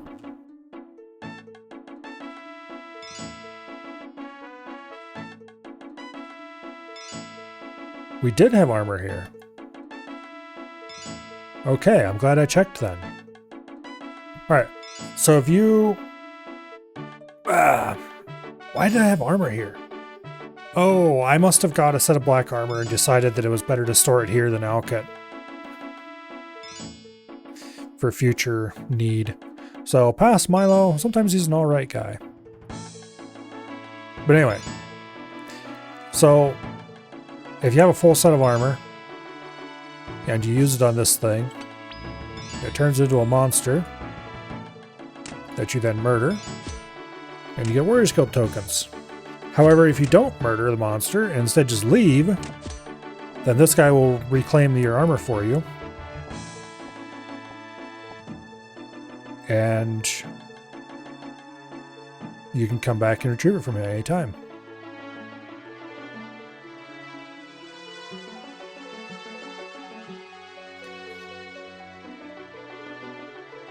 And black armor is the first armor that has a 100% chance to always drop. So it's the lowest level one and therefore can be killed the fastest.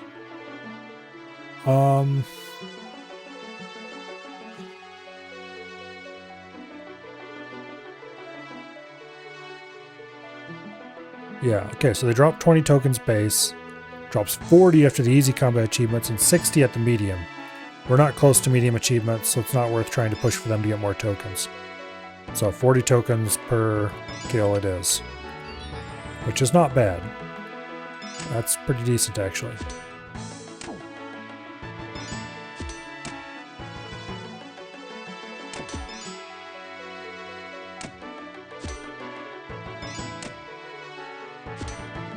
But anyway, so this is going to be my life for a little while. Building this armor over and over again for 40 tokens each time. Probably stack up a couple thousand. And then I'll be upstairs to kill Cyclopses.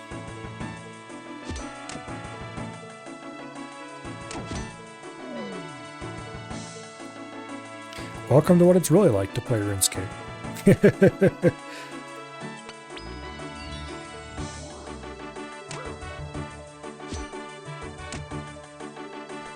Except this is, according to some people anyway, actually less boring than skilling, so I don't know. I think I'd rather AFK skill most of the time.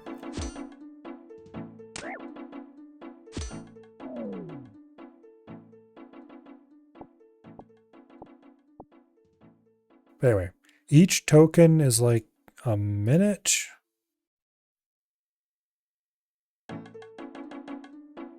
Ten tokens taken from your inventory immediately. Every minute, 10 tokens will crumble away. Okay. So 10 tokens is 1 minute fighting Cyclopses. So we already have 12 minutes of Cyclops fighting built up. So it really doesn't take that much armor murder to be able to get enough tokens to farm out the defenders.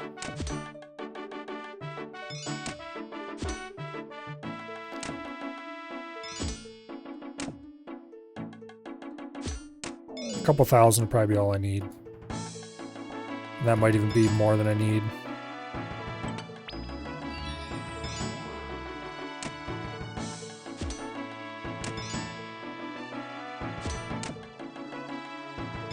However,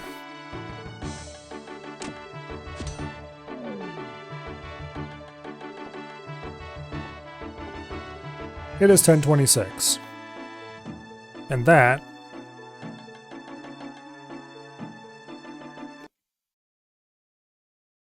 is a pretty good time to call it, I think. Unless you're all super hyped to stick around and watch me murder animated black armor over and over and over again. And if you are, then I will have to ask, what's wrong with you? It's not exactly the most enthralling task even for me, much less to watch. But anyway. On the plus side, the next time we get around to streaming RuneScape, I'll probably be doing Slayer, which will be at least a little bit more interesting. And maybe I'll even have my Slayer helmet. But anyway, tomorrow is Thursday. And I do believe there's something going on for Thanksgiving. But also there will definitely be a stream tomorrow. Or at least there should be. We'll see. Got snails in there? Yes, there are snails in there. There's also some empty snail shells in there. But that one's alive. You can tell because you can just see his head poke out there for a bit. Anyway. I dumped a couple of just little tiny snails in when the tank was new, and some of them have grown quite large and died, and some of them have produced millions of more tiny little snails. A lot of them are buried in the sand, though.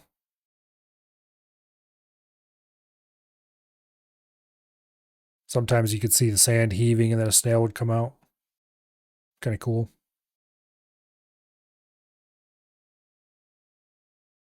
That one's got places to be, apparently.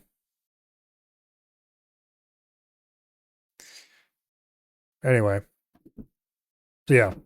Tomorrow, Sid Meier's Pirates, I believe. That's the plan, anyway. Then Friday should be EDF, assuming everyone can make it, which I don't know if the holidays will get in the way or not, but I guess we'll find out. And then Saturday and Sunday should be Tomb Raider, probably both days, unless we manage to finish the game early, in which case I will come up with something to do. Then Monday will be Crab, and then Tuesday and Wednesday, I don't know. Maybe more RuneScape, maybe not. We'll see when we get there. But anyway, for tonight, though, let's see. Anyone on the old follow list streaming anything? Nope. They're a boring bunch, I guess. Well, I don't think we're ready anyway then. Hopefully, I see you all back here tomorrow for piratical shenaniganry. And I will see you all later. Good night. And goodbye.